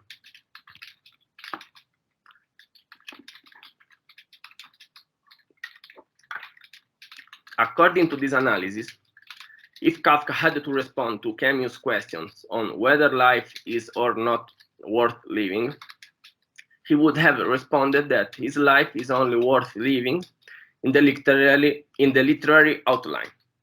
That's to say, in an aesthetical framework. Provided the individual can be literature, he has a reason to continue living. In fact, we can see evidence of Kafka's position in the final part of his life. He contracted a mortal disease, tuberculosis, but he didn't consider committing suicide because even if his illness had not cured, he was still able to continue writing. So his life was worth living. In conclusion, without doubt, Kafka's suicidal thoughts have an aesthetical nature. According to this, it's interesting to try to link the importance of society's influence in this context for understanding the contradiction that, in Kafka's case, is represented by the ethical and aesthetical point of view relating to Durkheim's classification. For understanding this contradiction, it's useful to reformulate Kafka's dilemma in other terms. He must decide between the productivity that the work in the factory represents to his family and the uselessness that the literary activity represents to them. It's important to underline that, in this context, the standard for understanding the difference between a useful or useless activity is determined, respectively, by the capacity to either make money or not. Even if this was the perception that his social and family context tried to impose on him, it's possible to affirm that Kafka had an opposite perception about which activity was productive and which one was not. In fact, a few months before, precisely on 3rd January, he had written about the topic of productivity in the terms that you can find in fragment 2 of the Word document that I shared with you. In this entry of the same year, we can read that his perception about his productivity is literally the opposite of the conception of his social and familiar context. In effect, Kafka expressed that writing is his real productive side, because it's the only activity in which his personality can produce something useful. Also, literature is so demanding that it fully absorbs Kafka's energies. In his life, there is no space for anything else. In line with this point of view, Kafka posed the option of quitting any social activity, and especially his job, for having the opportunity to dedicate himself totally to writing. By way of explanation, Kafka should renounce to the pillars of the modern bourgeois society, namely job and community life, because they are in contradiction with his productive side, literature. That is, he is choosing productivity instead of inactivity. It's essential to underline that in this scenario, we can see the intrinsic contradiction between the ethical and the aesthetical perspectives. In fact, even if both have productivity as their final goal, Kafka's society, that is controlled by ethical regulations, doesn't recognize aesthetical productivity, as it's not contemplated in its scheme of values, because literature doesn't generate money. In conclusion, considering Kafka's quasi-suicide, we can affirm that he thought about committing suicide, because society's ethical regulation obligated him to stop his productivity. for doing an activity that, in his mind, would be totally useless. Accordingly, we must affirm that Durkheim's classification of anomic suicide in Kafka's case is not appropriate, because the trauma that Kafka suffered was produced strictly by the ethical norms that regulated his social context. Moreover, their presence produced the sense of desperation that also affected him after the trauma. In fact, if these kinds of moral rules were less present in the life of every member of society, he would have had the possibility of ignoring them, instead of resigning himself to accept them. Finally, it's evident that in Kafka's case, we are faced with a situation in which the ethical motivations contradict the aesthetical reasons for committing suicide. In this way, I found an inefficiency in Durkheim's theory. He didn't consider the aesthetical reasons that committing suicide could represent, as Kafka's case demonstrates. The original theory is at least incomplete, because it considers some kinds of suicide as having no underlying reasons, when in fact they do have reasons which aren't contemplated in the theory. Thank you for your attention. It will be a pleasure to hear your comments and to answer your questions. Fabio, thank you very much for your presentation. I open the floor then for questions from the audience. Something that struck me as you were presenting was the irony in the fact that when Kafka died, he didn't want his writings read. Can you say something about this contradiction? Can you repeat the second part, because your audio is not clear for me, please? Kafka had made clear before he died that he did not want his writings read. So there seems to be a profound contradiction that an author who would say, I will kill myself if I'm not allowed to write, would then want his writing destroyed at the end of his natural life. Can you say something about that, please? Yes. This peculiarity is interesting because for Kafka, the literature was not a public thing. Then he lived for the literature, no? It was literature, but it was not important that his literature was public. Then really it is not a contradiction between, according to him, it is not important that the audience read or not the books or the novels or every kind of thing. I suppose that it is the answer. So for him, his passion was in the production of the literature, but not the literature itself as an object. Yes, exactly. It was a personal thing, and it would be interesting to understand this situation under in parallel, in the same line with the thing of marmalades. No, in the case of this story of Kafka, the marmalades don't sing, are silent. Normally, the marmalades is a representation of the arts, no, of the art in the Odyssey too.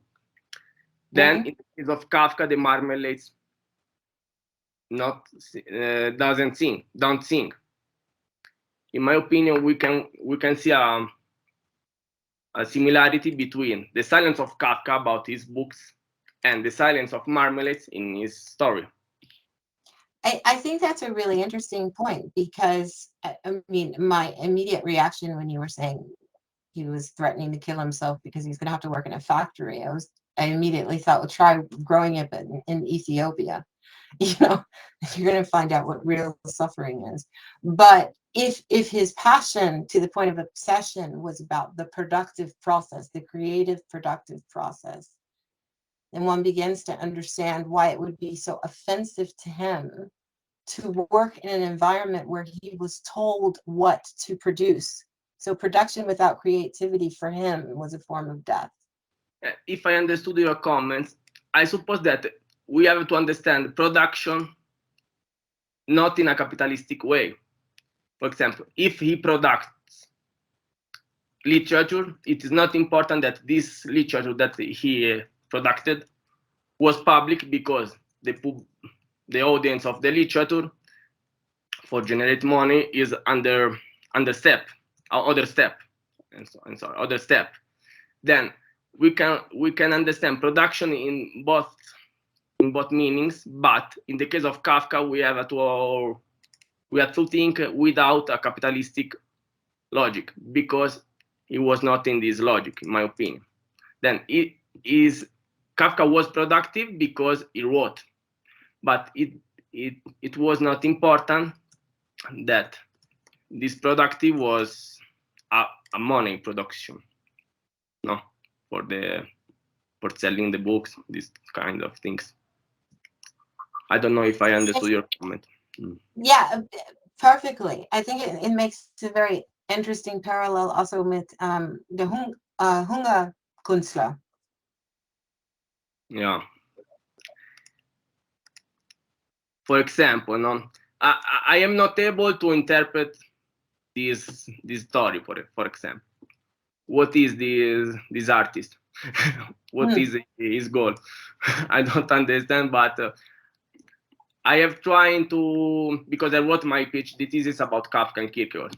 Then I have thought, I have thinking about 3 years, for 3 years about this story, and I don't understand it. But obviously, you are right. We can build a constellation, no? Mm-hmm. The writing, the marmalades, and the Kunstler. Yeah. Mm-hmm. Mm-hmm. I agree with you.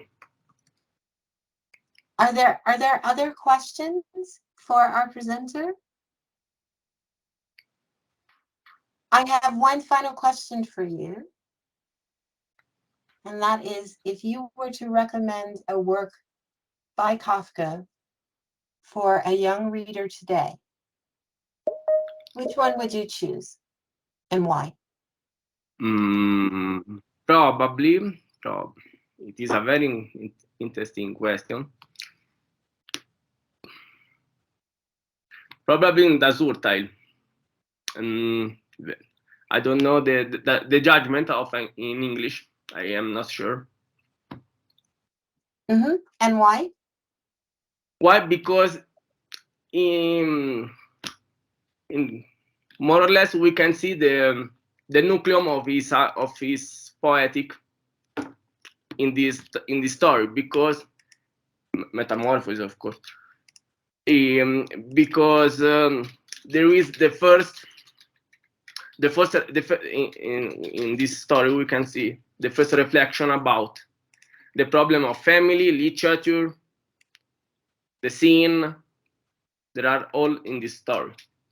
No, the suicide. No, we have the final of the story is a suicide. The end of the story.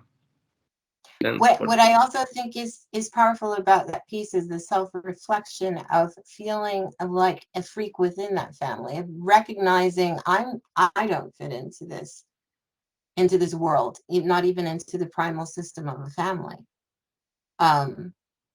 His being true to his nature required at the end his death. I will say to you, it's interesting that you choose that work, because it was the first work of literature that we were introduced to in our German program. And I remember working all weekend on this text and coming to my professor on the Monday and saying, I don't think I understood what this was about. And she said, why? And I said, because if I've understood this correctly, the guy turns into a cockroach, and that can't be right. But when she said, no, that's right. That was the beginning where I thought, this is brilliant. It's weird, but it's brilliant. And I think Kafka remains that way for me today. He is brilliant. He is off every chart. But his bravery and taking risks in literature that leave us today, even in 2022, that would inspire an academician to spend 3 years of his life thinking about his work is extraordinary. Thank you so much for your presentation today. Okay, we have one last presentation today by Thomas Schwaiger. Is Thomas here, Thomas? Yes, hello. Hello. So, again, I'm going to give you a short introduction to our audience so they know who you are and what you're going to be talking about, and then I will hand over the floor to you. So our last presentation is entitled Two Gun Bob. This is going to be presented to us by Thomas Schwaiger, who's a postdoctoral researcher at the Institute of Linguistics at the University of Graz in Österreich in Austria, where he has taught several courses in core linguistic areas like morphology, syntax, and semantics. He's also worked and published on theoretical and cross-linguistic aspects of human grammar, as well as on the history of linguistics. Bravo, bravo. As his first foray into literary studies, with a focus on authors' autobiographical writings, he has investigated the literary and personal relationship between the famous horror writer H.P. Lovecraft and the latter's young disciple, R.H. Barlow. Thomas, the floor is yours. Thank you very much for the introduction. So I'm talking about Two Gun Bob on the Pyre, Robert E. Howard's suicide in the context of his life and work. And I'll try to make it fairly easily digestible. I have a lot of quotations from different works of his, different letters from different times of his, all in all, very short life of 30 years. And yeah, but I want to briefly begin with a biographical sketch so that we just know who circa we are talking about. Robert Irwin Howard was born in a little town in Texas on January 22 in 1906. And then spent what I guess could be called an uprooted childhood in various towns in Texas, most likely due to his father being a physician who moved from town to town for several reasons during these early years of Howard's. And then the family settled down in a little town called Cross Plains, Texas in 1919. A few years later, his interest in the so-called pulp magazines began. So also in this sense, this talk will be, I guess, a little bit more easily digestible because we are not talking about very highly intellectual kind of literature, I guess, but maybe in some ways also a certain kind of underestimated literature, maybe here and there. He created his first characters, wrote his first stories, made his first submissions, mostly unsuccessful ones during that period. He then temporarily moved to Brownwood, close to Cross Plains, together with his mother to finish high school there. It's also where he met his first like-minded friends, and that's also where what has been called in Howard studies his Texas period, because from this time on, we have the correspondence, the letters to several of his friends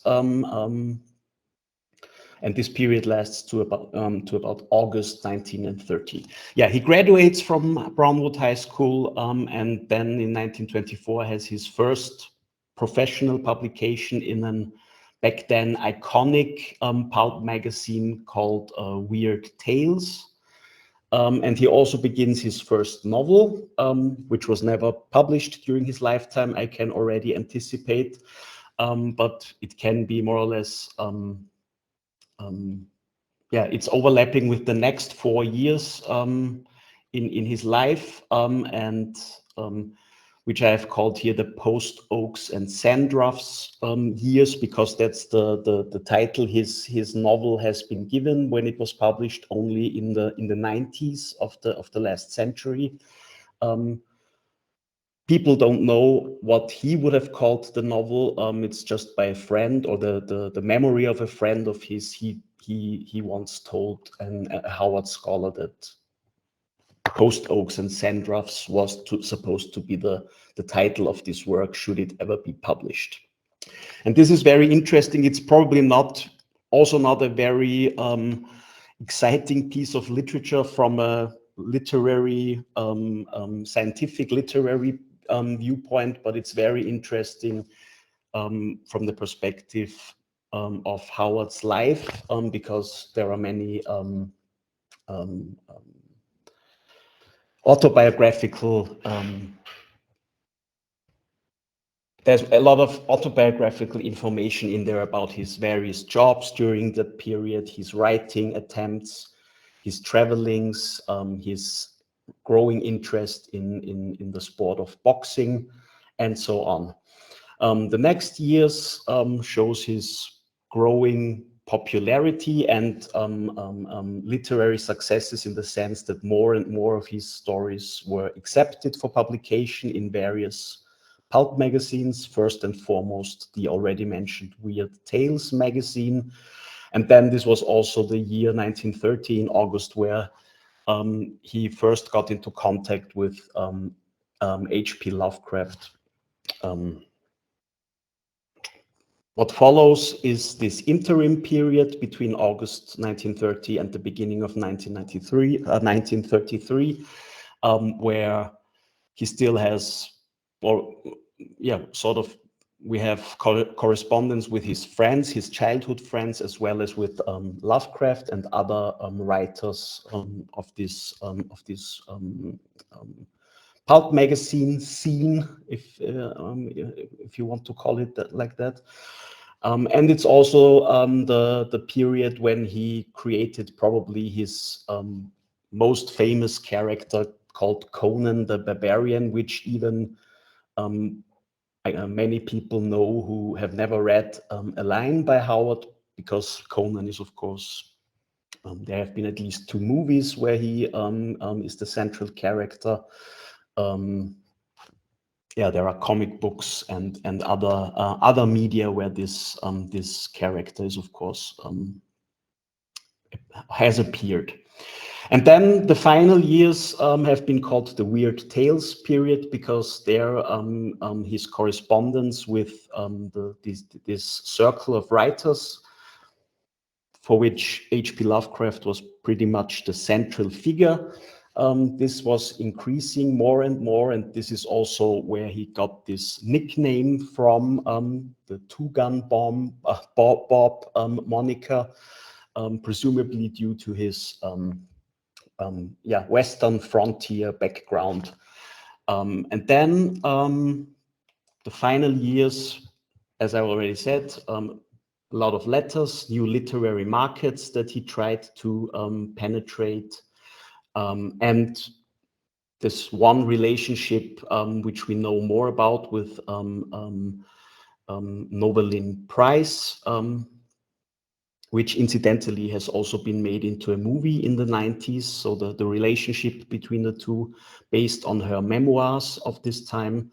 And then the final year, 1936, Howard's mother was ill for a long time, or had been ill for a long time, presumably suffering from tuberculosis. And this was the year when the illness got worse and worse. And at one time in June She fell into a coma, and when Howard knew that she wouldn't wake up anymore, he got into his car, or in the car of the family, and shot himself with a gun that he had borrowed from a friend sometime earlier. And yeah, tragically, his mother then died, I think the day after. And yeah, the father then had, so to say, had to bury them both on the same day. So, oh, now for some reason I can't. Yeah, so I hope you can also see that I'm changing the slides. So I'll probably go through these next 2 slides quicker than I had planned to, because I think the autobiographical letters, or the autobiographical passages from his letters are more interesting for our event today. But just to briefly give you an idea what some of his other characters also were, and literary works. So there was this figure of a so-called Pict, this Bran MacMahon, several stories he wrote about this character. Then Solomon Kane, a Puritan from 1500, 1600, so 16th century, 17th century England. Then a figure called Karl the Atlantean.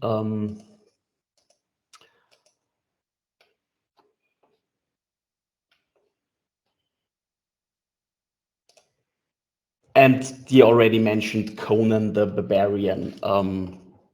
And then a few minor or miscellaneous works which could be subsumed under other fantasies, horror stories, historical epics, boxing stories. This is a genre I wasn't aware that it existed before delving into this topic more seriously, and poetry.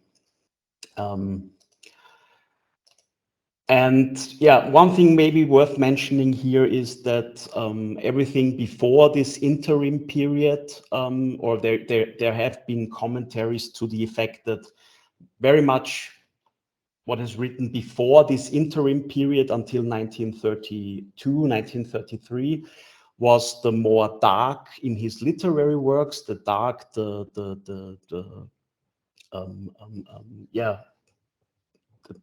the darker moods and so on, and that the closer or the nearer we are approaching the end of his actual life, the more uplifting certain of his stories and characters become. For example, Conan himself, who is often characterized by much vitality, humor, and charisma. And there have been commentaries to the effect that this was a certain self-therapeutical way to deal with things getting darker and darker in his actual life, or in the actual life of Howard, so that he in some ways tried to counteract to that through his writings. Although I should add also his later writings, so all of his writings tend to be of a rather sullen and not what I would call the really uplifting and cheerful kind of literature. Okay, I don't want to gloss over a few passages from this semi-autobiographical novel I have already mentioned, where Howard himself and others appear as rather thinly, at times rather thinly disguised alter egos. So he himself is called Steve Costigan in this work.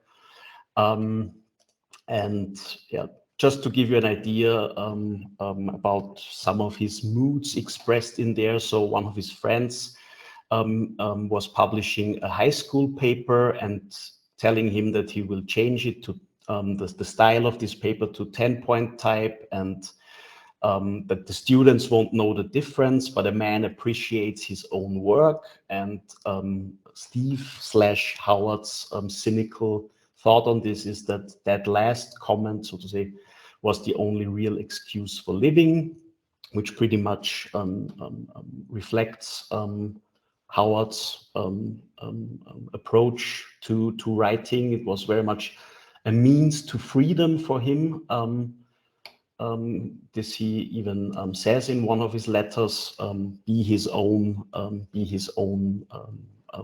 boss. Yeah, writing was for him the ultimate expression of freedom, but not particularly catering to what the audience wished for.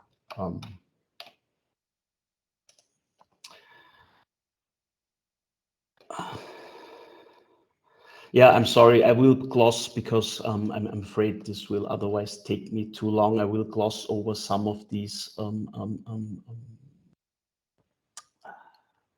quotes. After all,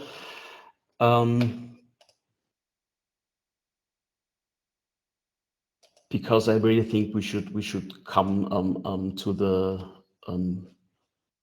the real autobiographical part. So what a few things he said in his letters to various people for the minutes that are remaining.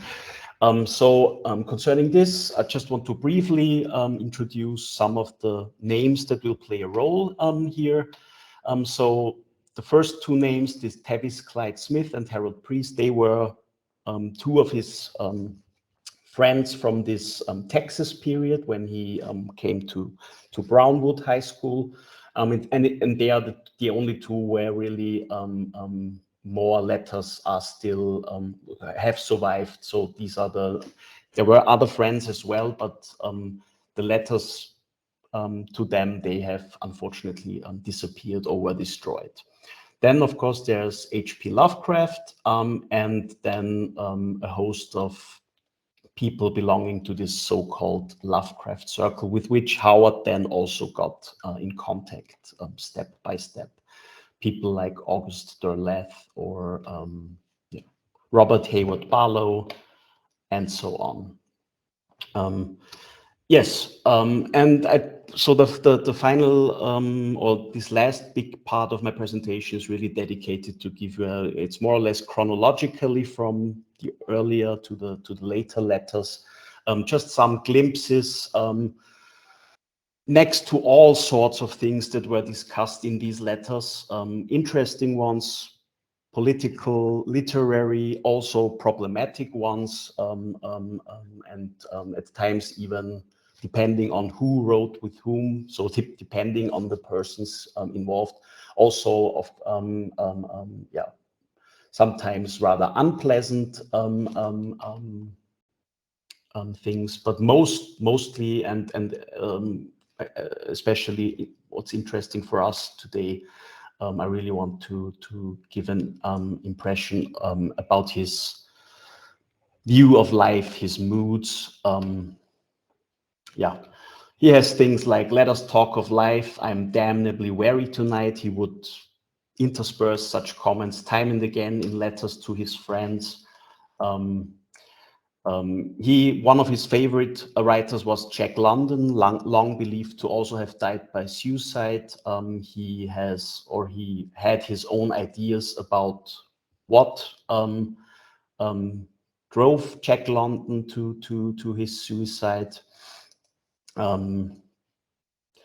Yeah, I'm sorry. I'm also gonna be a bit picky here because otherwise it really will take too long. Yeah, he had these very bleak outlooks. I'll never reach such heights. When my time comes, I'll likely go out like a yellow rat.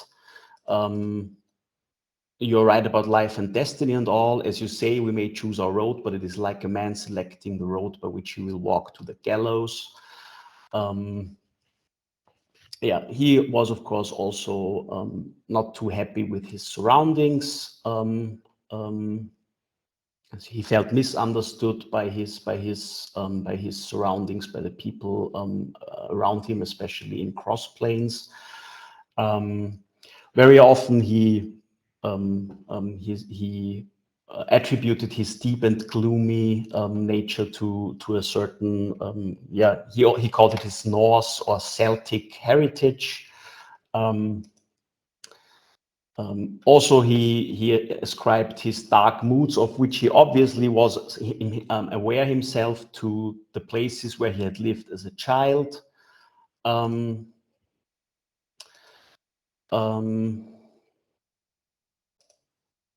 Sometimes he would he could be said to have foreshadowed his own end when writing about other people or the environment in which he lived. Every now and then one of us finds the going too hard and blows his brains out, but it's all in the game, I reckon.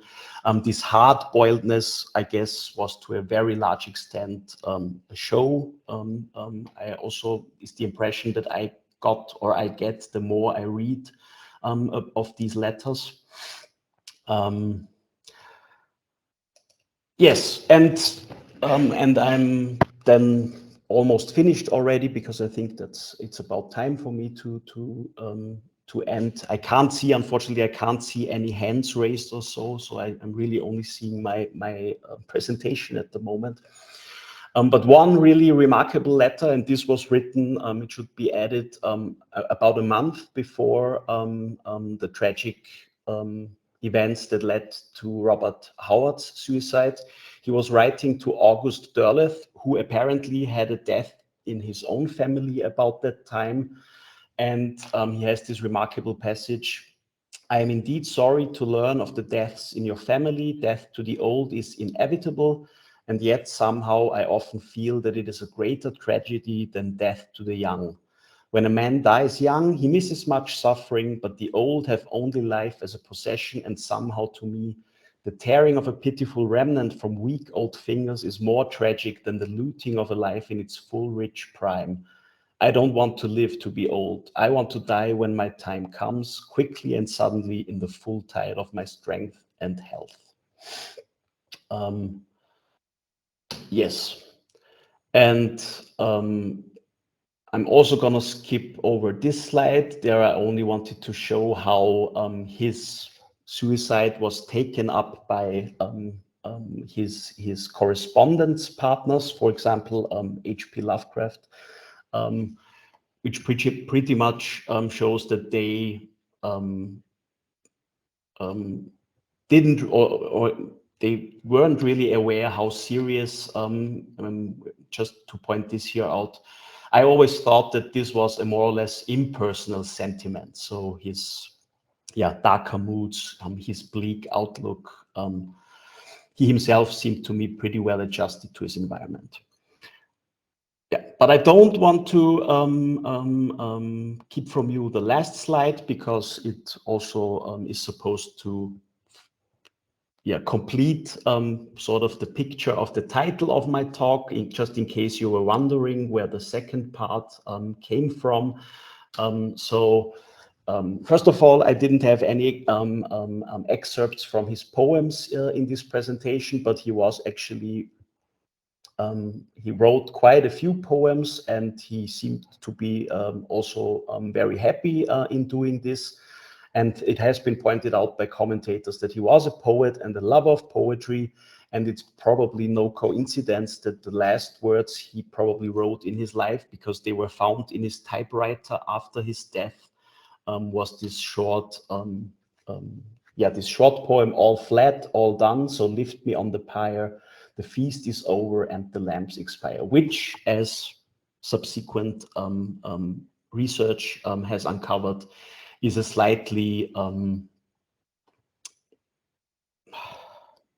adapted version of a poem by an English poetess, which I admit to not having known before, called Viola Garvin. Yes, and that's, I'm sorry a bit for the haste, but nevertheless, thank you for listening to me. And I'm trying to leave the sharing mode. Thomas, thank you very much for your presentation. I know there was a lot of material there, but I think you did a very admirable job of flying through and still Yeah. giving us a very good idea of what this writer was all about. Yeah, I'm very sorry that I couldn't really go into the writing part that much, but yes. Well, I think that's something that we all have in common here. Is one of the best things about having this kind of a conference is we learn the names of fantastic writers who have moved each one of us individually, and I'm sure that we have all expanded our reading list. So we will definitely be doing more research there. I see a question here. Why did Howard choose a female poetess poem for a suicide note? What's your opinion? Well, Derek, so I can't really, I have no definite answer. If I understand the question correctly, then you find this, or this could be quite surprising, given that he was a very, yeah, I think I've mentioned this at some point, that he had this hard-boiled outer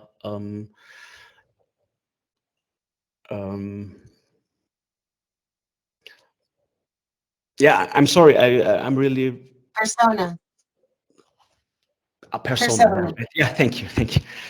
So maybe it wouldn't one wouldn't expect him to, but I think that's already what I also tried to at least hint at, that his outside persona, his appearance, and what the way or the how it looked inside of him, they seem to pretty much diverge. And I think it's also I mean that that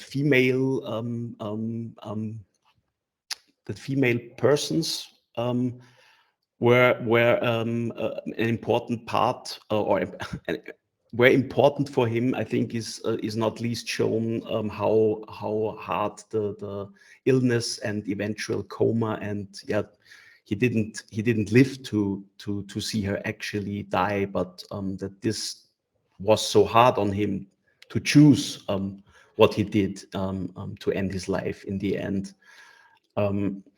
I will there's still some things that I have to read, so maybe I will find out more about how he came to this specific poem and to this specific poetess and why he chose it. But unfortunately, I can't. I fear I can't give a real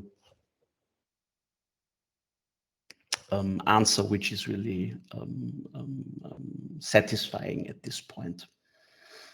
But thanks for the question. I don't think that's a lacking in you. I think that's something that we find as a universal phenomenon in suicide, that there are no satisfactory answers for why and how.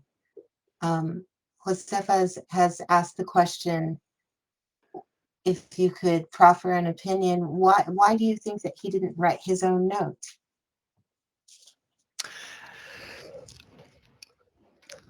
I mean, what becomes very apparent, mostly from his letters, but also in part from his stories and even some of his poems that were really he liked to cite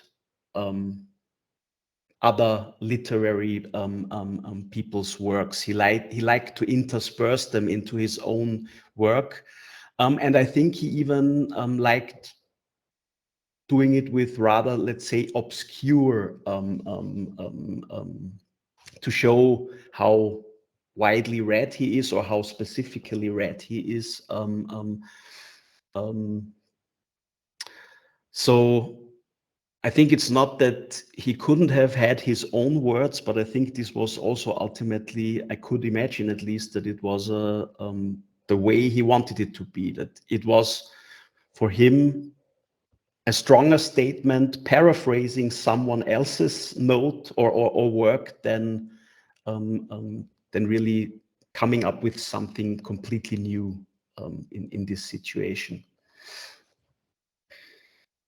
I think in that respect, that is something that we see as a continuing theme in suicide notes, that people very often display characteristics in their suicide notes that we find in their regular writings. So people who don't spend a lot of time elaborating, write rather short notes or don't leave them at all, and people who are like us, who love to talk and discuss, leave longer notes.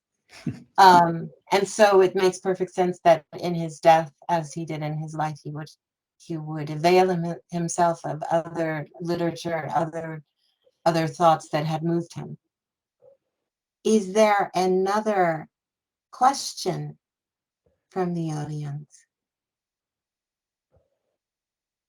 One point I did want to make that I very much appreciate is that you've taken an author who is unfortunately today marginalized with this notion of this is not high literature, because as we all know, the things that make us passionate about reading very often are not those pieces that conservative scholars have decided we all should be reading. It is those authors that are taking risks and doing things differently and are making it fun. And we simply have to wait 50, 60, 100 years before those are then considered classics. So bravo to you for breaking that stereotype and showing the brilliance of the simple man and his incredible art. I'm sure that there are many classic authors out there who wish that their characters were as known as Conan. This is very true, and yeah, thank you for these comments. I can only agree. This is really yeah. I think If we think about it, I mean, Harry Potter, classic example. You know, when those novels first came out, there were so many critics who were saying this is awful and this is terrible, and I immediately thought our kids are reading. This is brilliant, and suddenly people are taking Latin again. How fantastic is that? The joy of literature. The joy of literature. Were there other comments? Yes. May I just ask a very simple question? There is an enormous production by this author, I've seen, you know. Will your research select a particular part of his production, or will you hip and hop a little bit all around? Because it's really amazing in such a short life how much he produced. Thank you. Yeah, to that one should maybe add that, but much of this what exists now, not much or a fair amount of it, but not all of it has been published really during his lifetime. So it's what was then really for a long time, as I said, this autobiographical novel or semi-autobiographical novel, it was only published in the 1990s by people who wanted to see these things published. As to your or to the core of your question, so I'm rather thinking about concentrating really more on the correspondence side and only maybe pull in the literary works as you called it, yeah. Or as I think yesterday the keyword was given. There's of course a certain danger in this, but I think I will do some, or I will have to do some cherry picking in this regard. But I think it's richer to concentrate on the letters and pull in the literary productions, yeah, where appropriate. Okay, thank you very much. Thanks for the question. Thank you.